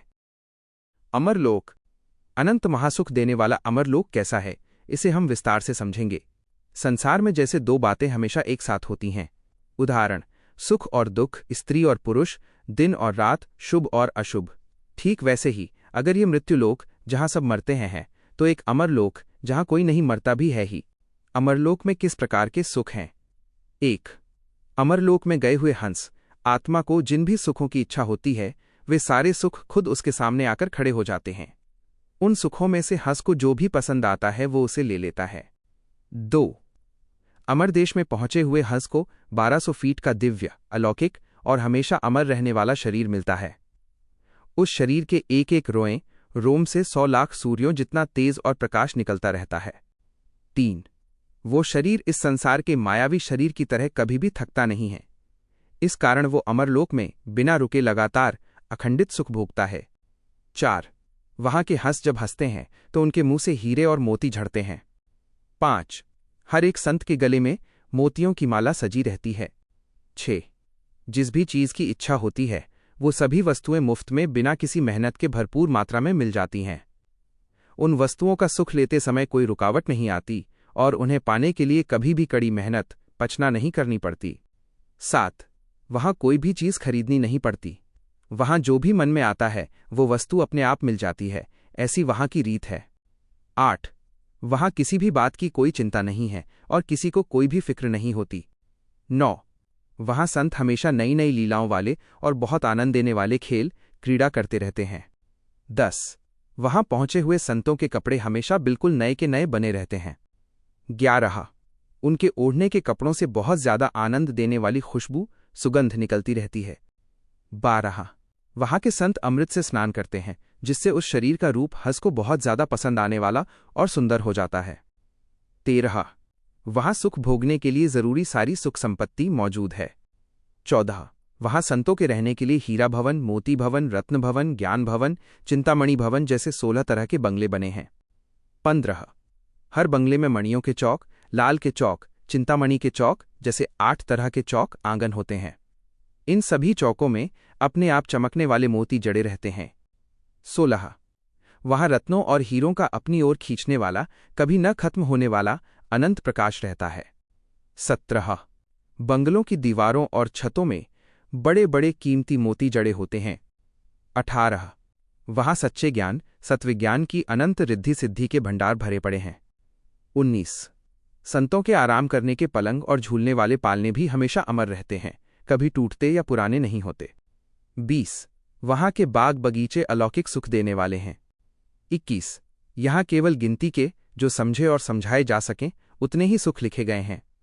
इससे भी कहीं ज्यादा अनगिनत सुख वहाँ हैं, जिन्हें शब्दों में कहकर समझाया नहीं जा सकता। वे सुख तो वहाँ जाने और खुद अनुभव करने पर ही समझ आते हैं। इस प्रकार अमर देश ये हमेशा रहने वाला महासुख देने वाला देश है। अमरलोक में किस तरह के दुख नहीं है? 1 अमरलोक में कोई भी गरीब या कंगाल नहीं है। 2 वहाँ सभी के सभी एक जैसे अमीर और समृद्ध हैं। 3 वहाँ के शरीर की उम्र हमेशा जवान बनी रहती है। वो इस संसार के मायावी शरीर की तरह बचपन, जवानी और बुढ़ापा ऐसे बदलती नहीं है, इसलिए वहाँ बुढ़ापे का कोई दुख नहीं है। 4 वहाँ का शरीर अमर है, वो कभी मरता नहीं, इसलिए उसे दोबारा जन्म नहीं लेना पड़ता और न ही माँ के पेट गर्भ में आना पड़ता है, जिससे गर्भ का दुख वहाँ नहीं है। 5 वहाँ के संतों को मन और 5 आत्माओं रूपी माया परेशान नहीं करती, क्योंकि वहाँ तीनों गुणों वाली त्रिगुणी माया है ही नहीं। त्रिगुणी माया न होने से वहाँ कोई कर्म नहीं बनते, इसलिए कर्म भोगने के लिए 84 लाख योनियों के दुख भी नहीं है। वहाँ जब कोई पाप, नीच कर्म ही नहीं बनता, तो उसे भुगतने के लिए मिलने वाले नरक के दुख भी वहाँ नहीं है। 6 वहाँ का शरीर अमर है, इसलिए वहाँ समय से पहले या अचानक अकाली मृत्यु नहीं होती। इस कारण भूत प्रेत या पिशाच योनि में भटकने का कोई दुख नहीं है। 7 वहाँ संसार जैसा हाड़ मांस का शरीर नहीं है, इसलिए शरीर के बीमार होने का, अंधे बहरे या लंगड़े लूले होने का कोई दुख नहीं है। 8 वहाँ मायावी मन नहीं है, इसलिए आधि यानी मन की चिंताओं का कोई दुख नहीं है। 9 वहाँ काल के लोग की तरह जबरदस्ती सिर पर आ पड़ने वाले दुख नहीं हैं, बल्कि वहाँ तो हमेशा खुद ब खुद मिलने वाले ऐसे सुख हैं जो इच्छा होते ही सेवा में हाजिर रहते हैं। अमरलोक प्राप्ति का मार्ग और संत। ऐसे अमर देश में इस संसार के होन काल के गुरुओं के बताए तरीकों से या माया के ब्रह्मा, विष्णु, महादेव, देवी शक्ति, भैरव, शीतला आदि देवताओं के गुरुओं के तरीकों से बिल्कुल भी नहीं जाया जा सकता। इस सच्ची विधि, सत्स्वरूप भक्ति को महाराष्ट्र के सत्स्वरूपी संत नामदेव जी, सत्स्वरूपी संत राका जी, सत्स्वरूपी संत बाका जी, राजस्थान के सत्स्वरूपी संत दादू जी, सत्स्वरूपी संत दरियाव जी, सत्स्वरूपी संत पीपा जी, पंजाब के सत्स्वरूपी संत नानक जी, काशी के सत्स्वरूपी संत कबीर जी जैसे गिने चुने संत ही जानते थे। आज राजस्थान के आदि सद्गुरु सुखराम जी महाराज की सत्ता और दया कृपा से बहुत से संत इस भक्ति को अच्छी तरह जानते हैं। अनेक संत आदि सद्गुरु सुखराम जी महाराज की इस भक्ति को अपनाकर अमरलोक में पहुंच चुके हैं और अनेक संत पहुंच रहे हैं। व्यसनादिक, नशे और बुरी आदतें। तंबाकू, बीड़ी, सिगरेट, भांग, चरस, गांजा, हुक्का, चिलम, शराब, गुटखा, तपकीर, सोंघने वाली तंबाकू, अफीम, अंडा, मांस, मछली और व्याभिचार, गलत चरित्र जैसे सभी नशों और बुरी आदतों को पूरी तरह छोड़ देना चाहिए। तंबाकू क्यों नहीं खाना चाहिए? तंबाकू खाने से शरीर में निकोटीन नाम का जहर फैलता है, जिसकी वजह से कैंसर जैसी भयानक बीमारी होती है। इस तरह तंबाकू खाने से जीव को इस दुनिया में भी शरीर के भारी दुख भोगने पड़ते हैं और मौत होने के बाद भी दुख उठाने पड़ते हैं। तंबाकू खाने या पीने से जीव को कौन से पाप लगते हैं, इस बारे में वेदव्यास जी के पुत्र शुकदेव मुनि कहते हैं। गुडगुड़ी सो गो हत्या, ब्रह्म हत्या नास का, मुख चाब्या सो गोत्र हत्या, कहे पुत्र व्यास का। गुडगुड़ी यानी हुक्का, चिलम, बीड़ी, सिगरेट जैसी कोई भी धुएं वाली चीज पीने से गाय की हत्या करने, गौहत्या जैसा पाप लगता है। नासका यानी तपकीर, नशीला पाउडर, नाक से सूंघने से ब्राह्मण की हत्या करने, ब्रह्महत्या जैसा पाप लगता है। मुख चाब्या यानी जिसमें निकोटीन या तंबाकू हो, ऐसी कोई भी चीज मुंह से चबाकर खाने से, जैसे गुटखा, खैनी, तंबाकू आदि, अपने ही कुल या खानदान को खत्म करने, गोत्र हत्या जैसा पाप लगता है। तंबाकू खाने की वजह से ये जीव सीधे नरक में जाता है या फिर भूत प्रेत अगति बनकर बहुत भारी दुख भोगता है। मांस क्यों नहीं खाना चाहिए? मांस खाने से इंसान का स्वभाव बहुत गुस्से वाला, क्रोधी बन जाता है। गुस्सा आने से उसकी सोचने समझने की ताकत, बुद्धि खत्म हो जाती है और बुद्धि खत्म होने से उसे अच्छे बुरे का होश नहीं रहता। मांस खाने से जीव को क्या दुख झेलने पड़ते हैं, ये बात कबीरदास जी एक साखी में समझाते हैं। मांस मांस सब एक है, क्या बकरी क्या गाय, आंखों देखी खात है तो नरक कुंड में जाए। मछली, बकरी, गाय, मुर्गी या किसी भी जीव का मांस सब एक जैसा ही है। जो इंसान अपनी आंखों के सामने इन बेकसूर जीवों को कटते हुए देखता है या उनका मांस खाता है, वो सीधे नरक के कुंड में गिरता है। तिल के दाने के बराबर भी मांस खाने से जीव रौरव रव रव नाम के भयानक नरक में जाता है और वहां बहुत भारी कष्ट भोगता है। शराब क्यों नहीं पीनी चाहिए? अवगुण कहूं शराब का, ज्ञानवंत सुनि लोए, मानुस सो पशुआ करे, द्रव्य गाठी का देय। कबीरदास जी कहते हैं कि शराब के अंदर बहुत सारे अवगुण, बुराइयां भरे हैं। समझदार लोगों को इस बात को ठीक से समझ लेना चाहिए। शराब इंसान को बिल्कुल एक जानवर, पशु जैसा बना देती है और इस जानवर जैसी हालत को पाने के लिए इंसान अपनी खुद की जेब का पैसा भी बर्बाद कर देता है। शराब पीने से इंसान के अंदर गुस्सा बढ़ता है। गुस्सा आने से उसकी बुद्धि काम करना बंद कर देती है और बुद्धि खो जाने से उसे सही गलत का कोई होश सुध नहीं रहता। इस कारण उसे कुछ भी समझ नहीं आता कि वह क्या कर रहा है।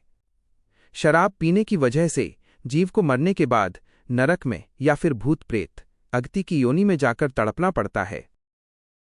निर्णय हंडियाकू ठमठोर के लेता है सब कोय, ध्रग मानव सुखराम के, एक भजन परख नहीं लेहे। अर्थ, मिट्टी का एक छोटा सा मटका हंडिया खरीदते समय भी हर एक इंसान उसे उंगलियों से ठोक ठोक कर जांच परख कर देखता है कि कहीं वो कच्चा तो नहीं है, कहीं से फूटा तो नहीं है, या उसमें पानी सही रहेगा या नहीं। इतनी बारीक जांच करने के बाद ही कोई उसे खरीदता है। इसी तरह दुनिया की हर छोटी मोटी और मामूली चीज को लोग बहुत देख परख कर लेते हैं, लेकिन जो भक्ति काल जन्म मरण के मुंह से हमेशा के लिए आजाद कराने वाली है या फिर काल के मुंह में ही फंसाए रखने वाली है, उस सच्ची झूठी भक्ति की पहचान यहाँ के नर नारी नहीं करते। वे काल के जाल में ही फंसाए रखने वाली माया की भक्ति को अपना लेते हैं और मन में ये गलत भरोसा, झूठी समझ बना लेते हैं कि इससे उनका 84 लाख योनियों का चक्कर खत्म हो जाएगा। आदि सद्गुरु सुखराम जी महाराज कहते हैं कि ऐसे इंसानी जीवन पर और सच्ची भक्ति की परख न करने वाली ऐसी बुद्धि पर धिक्कार है। जीव की पहचान, आत्मा का असली रूप। 1.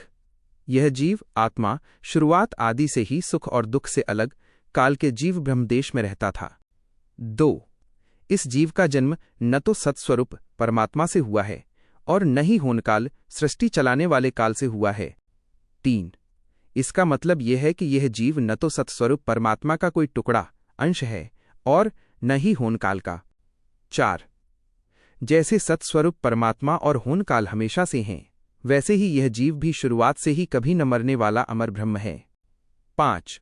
जीव भले ही खुद अमर ब्रह्म है, तो भी उसके साथ शुरुआत से ही मन और 5 इंद्रियां, शब्द, स्पर्श, रूप, रस, गंध रूपी 5 आत्माएं यानी माया जुड़ी हुई हैं। 6.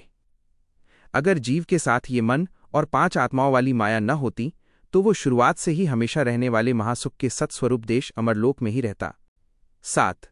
लेकिन जीव के साथ मन और 5 आत्माओं की माया होने के कारण वो काल के इस महादुख वाले संसार में फंसा रहा। वह माया के थोड़े से बनावटी सुखों और काल के कभी न खत्म होने वाले भारी दुखों को पहले भी भोगता रहा और आज भी भोग रहा है। 8. जीव को शुरुआत से ही ऐसे सुखों की चाहत थी जो मुफ्त में मिलें, बिना मेहनत के मिलें, जिससे कभी मन न ऊबे, जो कभी खत्म न हों, जो हमेशा उसकी आज्ञा में रहें, अमर हों और पूरी तरह तृप्त कर दें। 9. जीव को माँ के पेट, गर्भ का दुख, मन की चिंता, शरीर की बीमारी, अचानक आने वाली मुसीबतें, बुढ़ापा, 84 लाख योनियों के चक्कर, 84 तरह के नरक और भूत पितर बनकर भटकने का दुख बिल्कुल भी नहीं चाहिए था। साहिब, परमात्मा की इच्छा। 1. सत्स्वरूपी साहिब भी शुरुआत से ही यही चाहते थे कि जीव को वे सारे सुख मिलें जिनकी वो इच्छा रखता है। 2. लेकिन जीव के साथ शुरुआत से ही मन और 5 आत्माओं की माया लगी हुई थी। इस वजह से जीव भले ही खुद ब्रह्म था तो भी उसे माया से अलग परमात्मा के महासुख वाले सत्स्वरूप देश में नहीं ले जाया जा सकता था। 3. जीव, जो कि खुद ब्रह्म है, को काल से छुड़ाकर हमेशा के लिए सुखी करने के लिए यह बहुत जरूरी था कि उसके साथ रहने वाले इस विकारी मन को और पांचों इंद्रियों शब्द, स्पर्श, रूप, रस, गंध रूपी 5 विकारी आत्माओं को उससे अलग कर दिया जाए, ताकि जीव बिल्कुल साफ सुथरा और माया से रहित ब्रह्म बन सके। 4. जीव पूरी तरह शुद्ध कोरा ब्रह्म बनकर अमरलोक में पहुंच जाए और वहां जाने तक इस संसार के सारे सुख भी परमात्मा के नियमों के अनुसार भोगे। इसी मकसद से सतस्वरूप साहिब ने इस मायावी सृष्टि की रचना की। 5. उन्होंने हर एक जीव को यह कीमती मनुष्य शरीर देह दिया। 6. परमात्मा के सच्चे ज्ञान सत्विज्ञान का इस्तेमाल करके इस माया के जाल को कैसे काटना है, ये सिखाने के लिए परमात्मा ने समय समय पर सच्चे गुरुओं विज्ञानी सद्गुरु को धरती पर भेजा, हमेशा भेजते रहे, आज भी भेजा है और आगे भी भेजते रहेंगे। सतगुरु की शरण। 1. आज तक जो जीव सच्चे विज्ञानी सतगुरु के गुप्त ज्ञान भेद की शरण में आए, वे सभी जीव माया के इस जाल को काटकर शुद्ध ब्रह्म बन गए और हमेशा रहने वाले महासुख के अमरलोक में चले गए। 2. लेकिन जिन जिन जीवों ने सच्चे सद्गुरु का पल्ला नहीं पकड़ा और अपने विकारी मन तथा 5 आत्माओं इंद्रियों के गुलाम बने रहे, वे इस 3 गुणों वाली माया में यानी काल के मुंह में बैठे देवी देवताओं की पूजा और बुरे कर्मों में फंसे रहे। ऐसे सभी जीव युगों युगों से आज तक केवल भारी दुख ही भोग रहे हैं। सृष्टि की रचना। साहिब को जीव का मन और 5 आत्माओं का जाल काटने के लिए उसे मनुष्य का शरीर देना था, इसीलिए उन्होंने रहने के लिए ये धरती लोक बनाया और पूरी सृष्टि रची। 1. सतस्वरूप साहिब ने अपनी गुप्त शक्ति विज्ञान कला से होनकाल पारब्रह्म को पहले पुरुष का रूप दिया और इच्छा को पहली स्त्री का रूप दिया। फिर जिस तरीके से हर जीव को मनुष्य का शरीर मिल सके, वैसी संसार चलाने की विधि होनकाल पारब्रह्म पुरुष को सिखाई। 2. इस होनकाल पुरुष और इच्छा स्त्री से शिव ब्रह्म का जन्म हुआ। 3. शिव ब्रह्म से चिदानंद ब्रह्म पैदा हुआ। 4. चिदानंद ब्रह्म से महतत्व का जन्म हुआ। 5.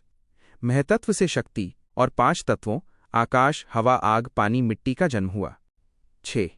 जब शक्ति ने पुरुष का ध्यान किया, तब ब्रह्मांड के पानी में से एक अंडकटाक्ष अंडा प्रकट हुआ। उस अंडकटाक्ष में से सोए हुए विष्णु भगवान का जन्म हुआ। विष्णु जी की नाभि में से एक कमल का फूल आकाश की तरफ निकला और उस कमल से ब्रह्मा जी का जन्म हुआ। ब्रह्मा जी की भौहों भ्रिकुटी के बीच से शंकर जी का जन्म हुआ। 7. शक्ति ने आगे चलकर गौरी, पार्वती, लक्ष्मी और सावित्री ये 3 रूप धारण किए। 8. शंकर जी ने गौरी से, विष्णु जी ने लक्ष्मी से और ब्रह्मा जी ने सावित्री से विवाह करके संसार की शुरुआत की। 9. ब्रह्मा, विष्णु, महादेव और शक्ति इन चारों ने मिलकर साहिब की दी हुई शक्ति के सहारे धरती, आकाश और पाताल को आपस में बांधा। उन्होंने ब्रह्मा का सतलोक, विष्णु का वैकुंठ लोक, शंकर का कैलाश लोक, शक्ति का शक्ति लोक, 21 स्वर्ग, यमराज की यमपुरी, स्वर्ग के 7 भवन, भूर, भुवर, स्वर, महर, जन, तप, सत और पाताल के 7 भवन, तल, अतल, वितल, सुतल, तलातल, रसातल, महातल बनाए। इस तरह उन्होंने 3 लोक और 14 भुवनों की रचना की। 10. इन चारों ने साहिब के हुक्म और उनकी दी हुई शक्ति के आधार पर ही जीवों के रहने के लिए मनुष्य शरीर तैयार किए। जीव पहले अपने असली घर, मूल देश वापस क्यों चला जाता था? 1. जीव शुरुआत में भले ही काल के जीव ब्रह्मदेश में था, तो भी उसके पास आदि से ही सतस्वरूप साहिब के ज्ञान और ध्यान से जुड़े रहने का गुप्त तरीका भेद मौजूद था। 2. जैसे ही वो मनुष्य का शरीर पाकर धरती पर आता था, उसे अपने सच्चे ब्रह्म ज्ञान और ध्यान के बल पर अपने आप ये समझ आ जाती था कि भविष्य में इस संसार में उस पर बहुत भयंकर दुख पड़ने वाले हैं। 3. इसलिए वो धरती पर कदम रखते ही यहां रुकता नहीं था, बल्कि अपने पुराने ब्रह्मज्ञान के सहारे ध्यान लगाकर तुरंत वापस अपने मूल स्थान होनकाल पारब्रह्मदेश लौट जाता था। 4. जीव को शुरुआत से ही केवल सुख चाहिए थे, लेकिन सुख पाने के लिए उसे इस सुख दुख से रहित होनकाल देश को छोड़कर सच्चे सुखों वाले सत्स्वरूप देश में जाने का रास्ता नहीं पता था। 5. इसलिए वो सुख की चाहत में बार बार नीचे धरती पर आता था, पर काल के दुखों के डर से अपनी साधना का इस्तेमाल करके यहां बिना रुके वापस अपने मूल देश भाग जाता था। ब्रह्मा, विष्णु, महादेव और शक्ति की चतुराई भरा विचार। 1. जब जीव बार बार वापस भाग जाता था, तब ब्रह्मा, विष्णु, महेश और शक्ति ने मिलकर एक चतुर उपाय हिकमत सोचा। 2. उन्होंने सोचा कि अगर धरती लोक और माया के बाकी लोकों को आबाद रखना है, तो जीव को इस धरती पर रोकना ही होगा। 3. और इसे रोकने का एक ही तरीका है कि इसके पास जो सत्स्वरूप ब्रह्म ज्ञान है उसे किसी भी तरह भुलाना पड़ेगा। 4. जब ये उस ज्ञान को भूल जाएगा तो चाहकर भी अपने असली घर वापस नहीं जा पाएगा। 5. ब्रह्मा, विष्णु, महादेव और शक्ति ये अच्छी तरह जानते थे कि जीव खुद ब्रह्म है, इसलिए वो अपने ब्रह्म ज्ञान को इतनी आसानी से कभी नहीं भूलेगा। 6. लेकिन वे ये भी जानते थे कि जीव इस शरीर में अकेला नहीं है, उसके साथ उसका मन और 5 आत्माओं, इंद्रियों रूपी माया भी जुड़ी हुई है। 7. उन्होंने ये खोज निकाला कि जैसे जीव को सुख चाहिए वैसे ही उसके साथ रहने वाले मन और 5 आत्माओं को भी सुख आराम की चाहत रहती है। 8. मन और 5 आत्माओं रूपी ये माया कभी भी काल से रहित अमरलोक के सच्चे सुख नहीं भोग सकती। इसके उलट वे केवल इसी संसार के मायावी सुखों का आनंद लेकर माया में ही रह सकते हैं। 9. इसलिए उन्होंने तय किया कि अगर जीव के साथ रहने वाले मन और 5 आत्माओं को उनकी पसंद के सांसारिक मायावी सुख दे दिए जाएं तो मन और इंद्रियों के जाल में बुरी तरह जकड़ा हुआ जीव अपने आप ही इस मृत्युलोक में रुक जाएगा। 10. इस तरह जीव के मन और 5 आत्माओं को अच्छे लगें ऐसे मायावी सुखों का एक बड़ा जाल बुनना तय हुआ। 11. उनका सोचना था कि इस जाल के कारण जीव अपने आप धरती पर अटक जाएगा और ये मृत्युलोक का संसार चलने लगेगा। ब्रह्मा जी का प्रयास। 1. ब्रह्मा जी ने मन और इंद्रियों को रिझाने के लिए 4 वेद बनाए। 1. ऋग्वेद। 2. सामवेद। 3. अथर्ववेद। 4. यजुर्वेद। 2. इन चारों वेदों में उन्होंने जीव के मन और 5 आत्माओं को खुश करने वाले अलग अलग तरह के सुखों के तरीके बताए। 3. इन सुखों और विधियों को इंसानों को समझाने के लिए ब्रह्मा जी ने इसमें माहिर 88,000 ऋषियों को धरती पर भेजा। 4. इन ऋषियों ने इस धरती लोक पर आकर लोगों को जत, इंद्रिय संयम और ब्रह्मचर्य, सत्य और सदाचार का मार्ग, तप, शरीर और मन को साधने की कठिन तपस्या और यज्ञ, हवन तथा धार्मिक अनुष्ठान जैसी क्रियाएं करने की विधियां सिखाईं, जिससे संसार के सुख मिल सकें। 5. उन्होंने जीवों को रिझाने के लिए कई चमत्कार दिखाए, जैसे मंत्रों के बल पर आकाश में उड़ना, जमीन के अंदर समाकर कोसों दूर बाहर निकलना, 2 हाथों की जगह 4 हाथ धारण कर लेना और पानी के ऊपर जमीन की तरह पैदल चलना। मन और 5 आत्माओं को अच्छे लगने वाले इन चमत्कारों का उन्होंने खूब इस्तेमाल किया। 6. इस तरह ब्रह्मा जी ने जीवों को तरह तरह के प्रलोभन लालच देकर रोकने की पूरी कोशिश की, लेकिन फिर भी कोई भी जीव ब्रह्मा जी के इन सुखों के जाल में नहीं बंधा। वे सब परमात्मा का ध्यान करके वापस अपने असली घर लौटते रहे। विष्णु जी का प्रयास। 1. इसके बाद विष्णु जी ने रिद्धि सिद्धि और दुनिया की सुख सुविधाओं की ऐसी कलाएं दिखाईं जो जीव के मन और 5 आत्माओं को बहुत पसंद आईं। 2. इन रिद्धि सिद्धि के चमत्कारों को इंसानों को सिखाने के लिए उन्होंने कलाधारी अवतारों को धरती पर भेजा। 3. उन्होंने दुनिया को चलाने के लिए राजा प्रजा के नियम, राजरीत बनाए। 4. आपस में लेन देन और रुपया पैसा जैसा व्यापार शुरू किया, लेकिन इन सबके बावजूद जीव अपना असली ब्रह्म ज्ञान छोड़ने को तैयार नहीं था। शिव और शक्ति की चतुर युक्ति। 1. तब शिव और शक्ति ने मिलकर असली वजह ढूंढ निकाली। उन्होंने सोचा कि जीव को अगर सिर्फ सुख दिए जाएंगे तो वो अपना सच्चा ब्रह्म ज्ञान कभी नहीं छोड़ेगा। 2. जीव यहाँ के सुख भोगने के चाव से नीचे आता तो था, पर जैसे ही उसे काल के भयानक दुखों का एहसास होता वो तुरंत वापस अपने आदि घर भाग जाता था। 3. यानी अकेले सुखों के लालच से जीव कभी इस जाल में नहीं फंसेगा। 4. अगर जीव को यहाँ रोकना है तो उसे सुखों के साथ साथ दुखों के जाल में भी फंसाना होगा। 5. ब्रह्मा और विष्णु ने जो सुख पैदा किए थे उनके साथ शिव और शक्ति ने ऐसे भयानक दुख मिला दिए जिससे जीव पूरी तरह इस माया में जकड़ जाए। शिव और शक्ति ने क्या क्या किया। 1. शिव और शक्ति ने सबसे पहले ब्रह्मा और विष्णु के बनाए उन सुखों को ढूंढा जिनमें बीमारियां, रोग पैदा की जा सकती थीं। 2. उन्होंने पहले तो जीव को उन सुखों का मजे से आनंद लेने दिया। 3.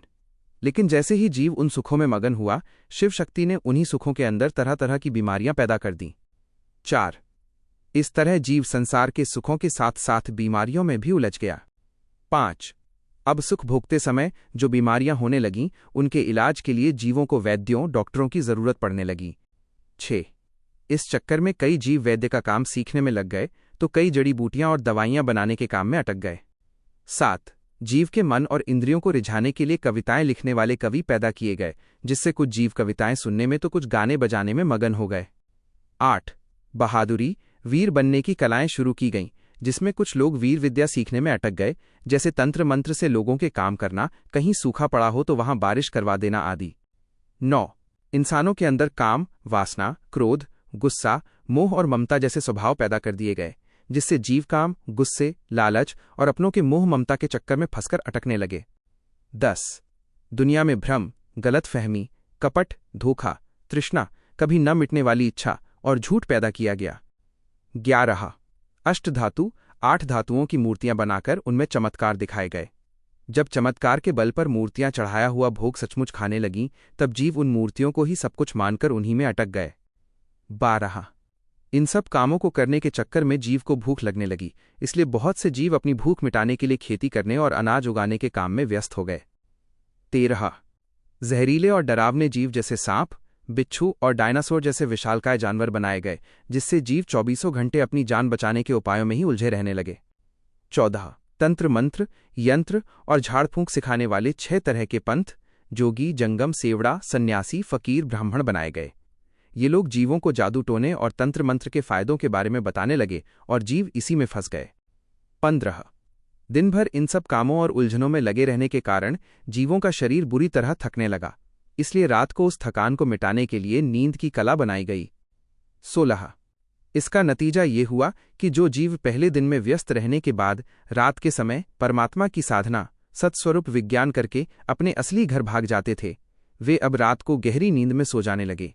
इस वजह से वे अपने असली घर नहीं जा पाए और यहीं संसार में पूरी तरह अटक गए। 17. इस तरह जीव उस सच्चे ब्रह्म ज्ञान को पूरी तरह भूल गए, जिसमें कोई कर्म ही नहीं बनते थे, और वे कर्मों के बंधन में बांधने वाली इस 3 गुणों की माया में पूरी तरह मगन हो गए। 18. अपने मन और 5 इंद्रियों के गुलाम होकर जीव इस मनुष्य शरीर से अच्छे और बुरे सांसारिक कर्म करने लगा। कर्म किसे कहते हैं? इस 3 गुणों वाली माया के वश में होकर, यानी रजोगुण, सतोगुण और तमोगुण के स्वभाव के कारण जो भी काम किया जाता है उसे ही कर्म कहते हैं। 1. रजोगुण स्वभाव के कर्म, जैसे संसार बढ़ाना या जन्म देना। 2. सतोगुण स्वभाव के कर्म, जैसे दया भाव रखना या किसी का पालन पोषण करना। 3. तमोगुण स्वभाव के कर्म, जैसे बात बात पर गुस्सा करना, लड़ाई झगड़ा या किसी का नुकसान करना। 3. अंत समय के 9 मंगल। मंगल 104। वो मनुष्य आत्मा बहुत भाग्यशाली और धन्य है, जिसने इस कीमती मानव शरीर को पाने के बाद दिन रात उस सच्चे परमात्मा साहिब का स्मरण और गुणगान किया है। ऐसा पवित्र जीव इस संसार से जाने के बाद परम धाम मोक्ष को प्राप्त करता है। जिस मनुष्य ने अपने इस शरीर में रहते हुए परमात्मा को पाने वाले ज्ञान और ध्यान के सभी शुभ काम किए हैं, नरक में ले जाने वाली 5 विषय वासनाओं जैसे सभी अशुभ कामों का त्याग किया है, और सृष्टि को बनाने वाले उस सिरजनहार परमात्मा का रात दिन सुमिरन करके खुद को काल, मृत्यु और जन्म के चक्र से मुक्त करने का अपना असली काम पूरा कर लिया है, वो जीव धन्य है। जिस भी नर नारी ने गर्भ के समय परमात्मा से किए गए वादे के अनुसार जागृत होकर राम नाम का सुमिरन किया और साहिब के परम धाम को प्राप्त किया, वे सभी नर नारी धन्य हैं। उन्होंने संसार में आकर अपने जीव का कल्याण किया और मर्यादा के साथ शरीर त्याग कर उस सच्चे धाम की ओर प्रस्थान किया है, इसलिए उनका जीवन पूरी तरह सफल और सराहनीय है। जो भी नर नारी इस संसार में रहने तक एक पल के लिए भी अपने परमात्मा साईं को नहीं भूलते, उनके भाग्य बहुत धन्य हैं। ऐसे पवित्र लोगों की मृत्यु के बाद उनके परिवार वाले उन्हें साधारण सीढ़ी अर्थी पर सुलाकर नहीं ले जाते, बल्कि उन्हें आदर के साथ बैकुंठी विमान में बैठाकर आनंद और उत्सव के साथ अग्निदाह की जगह लेकर जाते हैं। गरुड़ ने भगवान विष्णु से मृत्यु के समय की अंतिम विधि के बारे में पूछा, तब विष्णु जी ने कहा कि अंतिम समय में मृतक के शरीर को बैकुंठी में बैठाकर आनंद और उत्सव के साथ अग्निदाह के स्थान पर ले जाना चाहिए। इसके साथ ही जो कल भी था, आज भी है और हमेशा रहेगा, उस अविनाशी परमात्मा सत्साई की साक्ष्य से जाने वाले के देह को अग्निदाह देना चाहिए। मृत्यु के बाद 12 दिनों तक उस अविनाशी परमात्मा सत्साई की महिमा का गान, शोभा और ज्ञान ध्यान करना चाहिए। आदि सतगुरु सुखराम जी महाराज हर नर नारी को समझाते हुए कहते हैं कि ऐसी आनंदमयी विधि करने पर इस संसार से जाने वाले उस हंस जीव आत्मा को परम सुख मिलता है, और जो भी इस महिमा को सुनता है वो भी असीम सुख प्राप्त करता है। मंगल 299। जिस नर नारी ने इस संसार में मनुष्य का जन्म पाकर भी राम जी का गुणगान नहीं किया, बल्कि वे बलि मांगने वाले देवी देवताओं की भक्ति और विषय वासनाओं में डूबकर अपना यह कीमती जीवन हार गए, उन्हें यमराज घोर दुख भोगने के लिए अपने यमलोक जमधाम ले जाते हैं। जो मनुष्य अपनी पूरी उम्र राम जी का भजन करना भूल गया, लेकिन शरीर छूटने के आखिरी समय में चंद सांसें रहते हुए सुख संपत्ति को झूठा समझकर अपना मोह निकाल देता है और वही प्रेम हरि के ध्यान में लगा देता है, तो वह जीव यमराज के द्वार जाने से छूट जाता है। सभी नर नारी ध्यान से सुने कि एक दिन हर मनुष्य के शरीर का अंतिम समय निश्चित रूप से आएगा। यदि उस अंतिम समय तक भी हरि का स्मरण नहीं किया गया तो यमदूत उस जीव को पकड़कर यमलोक ले जाएंगे। इसलिए इस बात को सभी जीवों ने ज्ञान से अच्छी तरह समझ लेना है। अंतिम समय में कुटुंब परिवार वालों को जगत की यानी जीव को काल के गाल में भेजने वाली पुरानी रीत को त्याग कर हरि की भक्ति की रीत अपनानी चाहिए। हरि की भक्ति की रीत करने से इस संसार से जाने वाले जीव का यमराज का बंधन जमघाट छूट जाता है और उसे अनंत महासुखों का परम पद प्राप्त हो जाता है। जब कोई जीव अमरधाम के लिए प्रस्थान करता है तो उसके शरीर को सुगंधित जल से स्नान कराना चाहिए, सुंदर वस्त्र और गहने पहनाने चाहिए और राम राम कहते हुए बैकुंठी में बैठाकर आनंद के साथ विदाई देनी चाहिए। वस्त्र और गहने पहनाकर विदाई देने की इसी विधि को बुढ़ावो देना कहते हैं। शरीर को साधारण सीढ़ी पर सुलाकर ले जाने के बजाय बैकुंठी में बैठाकर ले जाना चाहिए। ऐसा करने से बैकुंठी निकालने वाले माता, पिता, पत्नी, पुत्र, पूरे कुटुंब परिवार, रिश्तेदारों और सभी हितचिंतकों को करोड़ करोड़ सुखों के फलों की प्राप्ति होती है। मृतक के पीछे दुख के आंसू बहाने और रोने धोने की गलत रीतियों को त्यागने पर परम धाम गया हुआ हंस जीव परम आनंद पाता है और बैकुंठी निकालने वाले तथा उसमें शामिल होने वाले सभी लोगों को जाते जाते अपना शुभ आशीर्वाद देकर जाता है। जिस मृतक के कुटुंब परिवार के लोग उसके पीछे आंसू नहीं बहाते, रोते नहीं और किसी प्रकार का दुख नहीं मनाते, ऐसा हंस जीव यदि अपनी अपूर्ण भक्ति के कारण सुख के धाम नहीं पहुंच पाता और फिर से धरती पर जन्म लेता है, तो भी वह अन्य किसी भक्ति में न जाकर राम जी की भक्ति में ही लीन रहता है। उसे दुख देने वाले विषय विकारी कर्मों की भूल पड़ जाती है और वे कर्म उसे दोबारा नहीं सताते। ऐसा आदि सतगुरु सुखराम जी महाराज सभी नर नारियों को समझा रहे हैं। मंगल 387। सभी नर नारी ध्यान से सुने कि जब कोई हंस जीव आत्मा अपना शरीर छोड़कर महासुख के आदि घर परमधाम की ओर प्रस्थान करता है, तब कुटुंब परिवार के सभी सदस्यों को राम नाम का भजन करना चाहिए। इसके साथ ही उस संत के शरीर को सुगंधित जल से स्नान कराकर सुंदर वस्त्र और गहने पहनाकर आनंद के साथ विदाई बोड़ावो देनी चाहिए। शरीर को बैठाने के लिए एक बहुत सुंदर और बढ़िया बैकुंठी सजानी चाहिए। उस बैकुंठी में शरीर को विराजमान करने के बाद भक्ति मार्ग में अभी पीछे छूटे हुए या कम पहुंचे हुए सभी जीवों को उन जाने वाले संत को प्रणाम करना चाहिए, उनकी प्रदक्षिणा परिक्रमा करनी चाहिए और हरि की महिमा का गान करना चाहिए। अगर और चंदन लाकर उससे संत के शरीर पर तिलक और छापे लगाने चाहिए तथा संत के शरीर पर केसर और गुलाल के छींटे छिड़कने चाहिए। गांव में और जिस रास्ते से बैकुंठी को ले जाना है उस पूरे रास्ते को झंडियों, पताकाओं और सुंदर रोशनी से सजाना चाहिए तथा रामधुन के साथ मधुर बाजे बजाते हुए आगे बढ़ना चाहिए। इस प्रकार अनेक तरह के आनंद और उत्सव मनाते हुए अग्निदाह की जगह श्मशान पहुंचना चाहिए।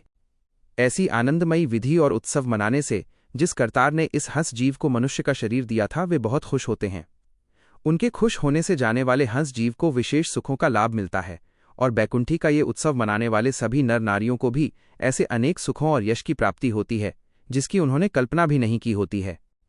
जिस कुटुंब परिवार और गांव में संत के जाने के बाद रोना धोना नहीं होता बल्कि उनकी याद में परमात्मा का गुणगान होता है, वो पूरा परिवार और गांव धन्य है। इसके साथ ही जिस भी संत के शरीर छोड़ने के बाद इस प्रकार आदर सहित बैकुंठी निकाली जाती है, वह मनुष्य चाहे स्त्री हो या पुरुष पूरी तरह धन्य है। इस जगत में अंतिम समय की दो तरह की रीतियां या विधियां चलती हैं, एक शुभ और दूसरी अशुभ। आदि सद्गुरु सुखराम जी महाराज समझाते हैं कि जिस विधि से संसार से जाने वाले संत को उनके कुटुंब परिवार, रिश्तेदारों और गांव वालों को सुख व आनंद मिलता है, वही विधि सबसे उच्च, सत्य और असली है। इसके विपरीत जिस विधि से जाने वाले हंस जीव और उनके पीछे पूरे परिवार व गांव वालों को दुख कष्ट भोगना पड़ता है, वो विधि नीच और दुख देने वाली है। ऐसा सभी नर नारियों को अच्छी तरह समझ लेना चाहिए। मंगल 4:160। अग्निदाह के स्थान पर पहुंचने पर धरती और शेषनाग को प्रार्थना करके जागृत करना चाहिए कि हे शेषनाग, आप ररंकार की ध्वनि की गर्जना करें। पृथ्वी, आकाश, वायु, अग्नि और जल से बना हुआ आपका ये 5 तत्वों का पुत्र इस संसार में राम नाम में रमकर अब अपने असली घर साईं के घर वापस लौट आया है। अग्निदाह के समय ऐसी प्रार्थना करनी चाहिए कि हे आकाश, वायु, अग्नि, जल और पृथ्वी देवताओं, आप सभी यहाँ प्रकट होकर सुन लीजिए कि यह आपका ही पुत्र है। इसकी अच्छी तरह से सार संभाल कीजिए, इसके सभी अवगुणों को क्षमा कीजिए और इसे फिर से गर्भ 84 के चक्र में न डालते हुए मुक्ति प्रदान कीजिए। हे आकाश, ब्रह्मांड, वायु, पवन, अग्नि, तेज, जल, अप और पृथ्वी, तुम सभी हमारी इस बात को मानो। इन 5 तत्वों से जो ये शरीर पैदा हुआ था, इसके सारे अवगुणों को छोड़कर इसे अपना ही समझो और अपने अपने हिस्से को अपने भीतर मिला लो।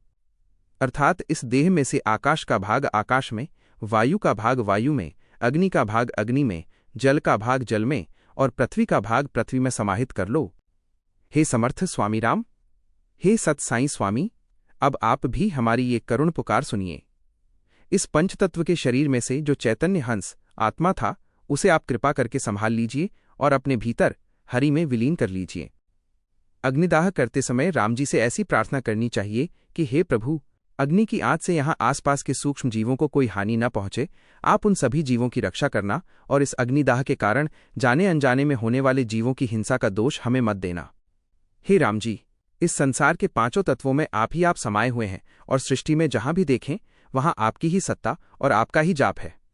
इसलिए हे प्रभु, आप इस अग्निदाह का दोष हमें मत देना और इस जीव को फिर से गर्भ 84 के चक्र में न डालते हुए अपने सुख के देश परम धाम में मिला लेना।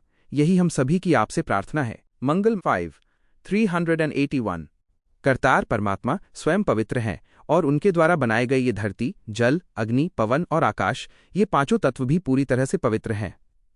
इन पवित्र तत्वों के संपर्क में आते ही जीव के सारे मल, पाप और मैल मिट जाते हैं। उस करतार सृष्टिकर्ता का स्मरण करते हुए और हर हर कहते हुए मृतक के शरीर को अग्निदाह दाग देने से अग्निदाह के सभी दोष मिट जाते हैं। ऐसा करने से मृतक के शरीर के 5 तत्व धरती, जल, अग्नि, पवन और आकाश पवित्र होकर अपने अपने मूल तत्वों में पूरी तरह विलीन हो जाते हैं। अग्निदाह देने के लिए धरती पर जो चिता रथी चुनी जाती है और फिर उसमें अग्नि लगाई जाती है, उससे उत्पन्न होने वाला कोई भी दोष हमें न लगे, ऐसी स्तुति और विनती धरती माता से करनी चाहिए। आदि सद्गुरु सुखराम जी महाराज कहते हैं कि जाने वाले हंस जीव को कष्ट पहुंचाने वाले देवी देवता, पितर, छल छिद्र, भूत प्रेत और बाधाएं, इन सभी को अग्निदाह के स्थान से दूर चले जाना चाहिए। इसके साथ ही परम सुख देने वाले राम जी से यह विनती करनी चाहिए कि हे प्रभु, आप अपनी कृपा करके इस स्थान पर स्वयं पधारिए। मंगल 6:103। जिस जिस हंस जीव ने इस मृत्युलोक में आकर मनुष्य का शरीर धारण किया और शब्द, स्पर्श, रूप, रस, गंध आदि सभी विषय विकारों को त्याग कर अपने वश में रखकर परम धाम पाने के अपने असली कार्य को सफल कर लिया है, वे सभी हंस पूरी तरह से धन्य हैं, धन्य हैं। जब संत परमधाम की ओर प्रस्थान करते हैं, तब उनके मार्ग में आने वाले देवलोक में भारी आनंद और उत्सव होने लगता है। ब्रह्मा, विष्णु, महादेव और इंद्र सहित सभी देवी देवताओं को उन संत के पधारने की बहुत प्रसन्नता होती है। इसलिए विष्णु भगवान के लोक सहित सभी देवलोक उनके आने की बेसब्री से राह देखते हैं। देवी देवता आपस में कहते हैं कि आज का ये दिन और पल पूरी तरह से धन्य है, क्योंकि मृत्युलोक में हरि का गुणगान करने वाला वो महान हंस संत आज हमारे लोक में आ रहा है। वे जानते हैं कि ऐसा संत अपने साथ परम आनंद और अनोखे सुख लेकर आता है, जिससे देवलोक के निवासियों को भी असीम सुख और तृप्ति मिलती है। संसार के सभी लोगों को ज्ञानपूर्वक यह बात समझनी चाहिए कि जब साक्षात विष्णु भगवान सहित सभी देवता भी संतों के आने की और उनसे सुख पाने की राह देखते हैं, तब हमारे परिवार का वह हंस जीव निश्चित ही परम सुख में जा रहा है। इसलिए यदि आप सचमुच उस जीव के लिए सच्चा सुख और चैन चाहते हैं, तो उसके जाने के बाद किसी को भी रोना धोना नहीं चाहिए। यदि संत के जाने के बाद परिवार या समाज में रोना धोना किया जाता है, तो उस विलाप को सुनकर यमराज के दूत दौड़ते हुए चले आते हैं। वे उस मुक्त होते हुए हंस जीव को बीच में ही घेर लेते हैं और जबरदस्ती पकड़कर धर्मराज के दरबार में ले जाते हैं। आदि सतगुरु समझाते हैं कि तुम हमारे इन वचनों को पूरी तरह सत्य मानो और अपने हृदय में धारण कर लो। इस संसार की दुख देने वाली रीतियों और मोह माया के विलाप को छोड़ दो और परम सुख देने वाले भक्ति के मार्ग, कैवल्य मार्ग को अपनाकर अपनी साधना करो। यदि संसार की रीति के अनुसार रोना धोना और विलाप किया गया, तो उससे जाने वाले हंस जीव को भारी दुख पहुंचेगा। इसके साथ ही आदि सद्गुरु सुखराम जी महाराज सभी संतों, साधुओं और नर नारियों को सचेत करते हुए कहते हैं कि ऐसा दुख देने वाला आचरण करने वालों के सिर पर बहुत बड़ा गुनाह पाप मढ़ा जाएगा। मंगल 7। राम जी की भक्ति को छोड़कर अन्य देवी देवताओं की जितनी भी उपासनाएं या धर्म हैं, वे सब 4 दिन के क्षणिक हैं, जिनमें जीव बार बार जन्मता और मरता रहता है। इसके विपरीत जो ब्रह्म भक्ति, राम जी की अनन्य भक्ति और हरि का भेद है, वो इस संसार में पूरी तरह से अटल व अमर है, जो जीव को जन्म मरण के चक्र से मुक्त कर अविनाशी पद पर पहुंचा देती है। यदि कोई पापी से पापी मनुष्य भी अपने अंतिम समय तक हरि की भक्ति में आ जाता है, यानी आखिरी सांस में भी नाम सुमिरन से जुड़ जाता है, तो राम जी की भक्ति का ऐसा प्रताप और गुण होता है कि वह जीव नरक में जाने से बच जाता है। काशी के एक महापापी राजा ने अपने जीवन के अंतिम समय में मृत्यु से 1 वर्ष पहले राम जी का सुमिरन करना शुरू किया था। उस अंतिम समय के केवल 1 वर्ष के सुमिरन के प्रभाव से ही उसका नरक का रास्ता छूट गया और वो जीव परमपद परमधाम को पहुंच गया। राजा परीक्षित को ऋषि के श्राप के कारण सांप के डसने से अकाल मृत्यु का भय था, जिससे जीव अक्सर भूत प्रेत या पितर जैसी कष्टकारी योनियों में चला जाता है। लेकिन राजा परीक्षित ने अपने जीवन के अंतिम 7 दिनों तक लगातार राम जी के नाम का सुमिरन किया, जिससे ऋषि का वह श्राप भी निष्फल हो गया और उनकी भूत प्रेत आदि की योनि कट गई तथा वे सीधे सुख की मुक्ति परमधाम में मिल गए। राजा दिलीप की मृत्यु में जब केवल 2 मुहूर्त का समय शेष रह गया था, तब उन्होंने वशिष्ठ मुनि से राम नाम का भेद धारण किया और मात्र 2 मुहूर्त लगभग 96 मिनट तक सच्चे मन से राम नाम का सुमिरन किया। इतने कम समय की भक्ति से भी उन्होंने अपने मानव जन्म की बाजी जीत ली और सीधे परमधाम को सिधार गए। जब अजामिल का अंतिम समय आया, तब यमराज के दूत उसके नीच कुकर्मों के कारण उसे मार मार कर ले जाने के लिए आए। यमदूतों की मार से बचने के लिए अजामिल ने डरकर अपने पुत्र को राम्या राम्या कहकर पुकारा, जिसका नाम राम नारायण था। अजामिल के मुख से अनजाने में ही सही, पर राम नाम निकलते ही यमदूतों ने उसे छोड़ दिया। आदि सद्गुरु सुखराम जी महाराज कहते हैं कि इस प्रकार अनजाने में भी लिए गए हरि नाम के प्रताप से उस नीच और कुकर्मी अजामिल का उद्धार हो गया। इसलिए अंतिम समय में भी यदि कोई जानते या अनजाने में राम नाम का उच्चारण कर ले तो उसका नरक छूट जाता है। मंगल 8:139। हे हंस जीव, तुम इस नश्वर संसार का मोह माया और स्नेह पूरी तरह से छोड़ दो। इस जगत से अपना नाता तोड़ो और उस साहिब से मिला देने वाले सद्गुरु से सच्चा प्रेम करो, ताकि तुम्हारा मन साहिब के चरणों की ओर जुड़ सके। तुम विषय वासनाओं के जहरीले प्याले पीना छोड़ दो और सत वैराग्य तथा ज्ञान रूपी अमृत रस को छक्कर पियो। अपने तन, मन और दिल की पूरी सच्चाई व विश्वास के साथ अपने आप को सतगुरु रूपी साहिब के चरणों में सौंप दो। तुम मेरी बात मान लो, मैं तुम्हें बहुत तरह से समझाकर कह रहा हूं। आज साहिब को पाने का ये जो उत्तम अवसर मानव शरीर तुम्हें मिला है, ये समय हाथ से निकल जाने के बाद तुम्हें वापस कभी नहीं मिलेगा। यदि इस बार ये उत्तम अवसर दांव हाथ से चूक गया तो तुम्हें बहुत पछताना पड़ेगा और फिर से 84 लाख योनियों के चक्र में पड़कर पल पल बहुत मार खानी पड़ेगी। इसलिए तू अपने मन में इस बात को समझकर राम जी के भजन में लग जा। तेरे सिर पर जुल्मी काल हर समय एक समान रूप से मंडरा रहा है, जो तुझे 84 लाख योनियों के चक्कर में डालना चाहता है। इसलिए तू माया मोह की नींद से जाग और समय रहते अपने मन के भीतर साहिब को प्रकट करने के लिए भजन में लग जा। आदि सद्गुरु सुखराम जी महाराज समझाते हुए कहते हैं कि अरे मूर्ख जीव, तू इस सत्य ज्ञान को सुन और अब तो सचेत हो जा। तुझे ये जो अत्यंत अमूल्य मनुष्य शरीर मिला है, इसे तू व्यर्थ में क्यों गवा रहा है। मंगल 9:302। अरे जीव, अरे मन, तू उस हरि ईश्वर से डरकर रह और कभी भी अहंकार में आकर मन में मत फूल, घमंड मत कर। जिसने तुझे ये जीवन दिया है, संसार में बनाया है और तेरी रक्षा की है, उस पालनहार प्रभु को तू कभी मत भूल। उन समर्थ प्रभु के तारने से ही जीव इस भवसागर से पार उतर सकता है और उनके मारने से ही सबका मरना निश्चित होता है। उनके मारने पर कोई भी जीव को बचा नहीं सकता। इसलिए ऐसे सर्वसमर्थ परमात्मा को छोड़कर तू किसी अन्य का गुणगान मत कर और किसी अन्य को मत भज। वो ऐसा सर्वसमर्थ है कि वो एक पल में किसी बड़े राजा राव को भी दरिद्र रंक बना सकता है और एक क्षण में किसी दरिद्र को भी राजा बना सकता है।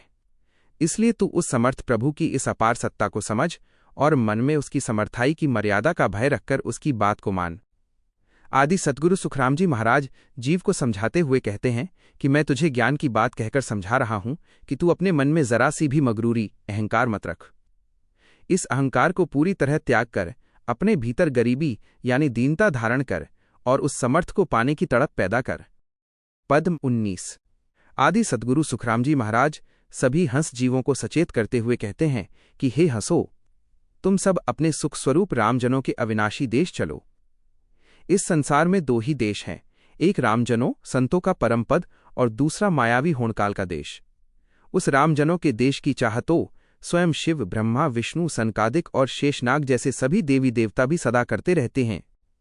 इस संसार में कोई भी स्थिर या अमर नहीं है, यहाँ सुख और दुख का चक्र बार बार चलता रहता है। स्वयं ब्रह्मा, विष्णु और महेश, महादेव जैसे बड़े बड़े देवता भी अमर नहीं हैं, उन्हें भी प्रलय के वश होकर बार बार जन्म अवतार लेना पड़ता है और गर्भ का तथा काल का दुख भोगना पड़ता है। इस संसार में सभी देवी देवता और मनुष्य इस संशय व चिंता में पड़े हैं कि यमराज के जन्म मरण के बिछाए हुए जाल से कैसे छूटें। काल का यह चक्र ऐसा है कि इससे 24 पीर, 1,80,000 पैगंबर और 88,000 ऋषि मुनि भी नहीं बच पाए हैं। उन सभी को भी काल के वश होना पड़ा है। मेरे संत जनों के देश लोक में जन्म और मरण का कोई फेरा नहीं है। वहां काल का कोई डर नहीं है, इसलिए वहां कोई चिंता या फिक्र, संशय नहीं है और न ही मृत्यु का कोई शोक सोग है। उस देश में सांसारिक मोह माया बिल्कुल भी नहीं व्याप्ति है। ऐसा मेरे राम भक्त संतों का केवल अखंड सुखों से भरा हुआ लोक है। संतों के उस अमर घर लोक में महासुख देने वाले मुक्ता, मोती और हीरे नित्य प्रकट होते रहते हैं। ऐसे अखंड सुख के सागर के किनारे बैठकर अनंत हंस जीव सदा आनंद में क्रीड़ा लीला करते हैं और उस परम सुख में मगन रहते हैं। संतों के उस अमर घर में पहले भी बहुत से संत विराजमान हुए हैं और आज भी बहुत से हंस जीव वहां जा रहे हैं। मेरे सद्गुरुजी के उस देश में और उनके साथ में काल का कोई भय या किसी भी प्रकार का सांसारिक दुख जीव को कभी व्यापता घेरता नहीं है। वहां अमर घर जाने के लिए केसरिया रंग का मार्ग है, जिस पर संतों को ले जाने के लिए अमर विमान आता है। जब धरती से कोई संत वहां पहुंचता है तो वहां के सभी संत स्वयं सामने आकर बड़े प्यार से उनका भारी स्वागत करते हैं। संतों ने इस हौणकाल के संसार को छोड़ दिया, इस बात से प्रसन्न होकर वहां के मुक्त संत अपने मुख से धन्य धन्य कहते हुए उनका आदरपूर्वक अभिनंदन करते हैं। वो राम जी का द्वीप बिना किसी सहारे के अधर में है, जो किसी हौणकाल के सहारे टिका हुआ नहीं है। यह द्वीप सत्य के दिव्य प्रकाश से झिलमिल झिलमिल चमक रहा है। उस प्रकाशमय लोक में सभी निर्भय संत विराजमान हैं, जिनका कभी भी विनाश या अंत नहीं होता है। उन महासुखों के निवासों में रहने वाले अमर संतों की देह की अवस्था सदा एक जैसी महासुख भोगने योग्य बनी रहती है। वहां बुढ़ापा या कमजोरी कभी नहीं आती।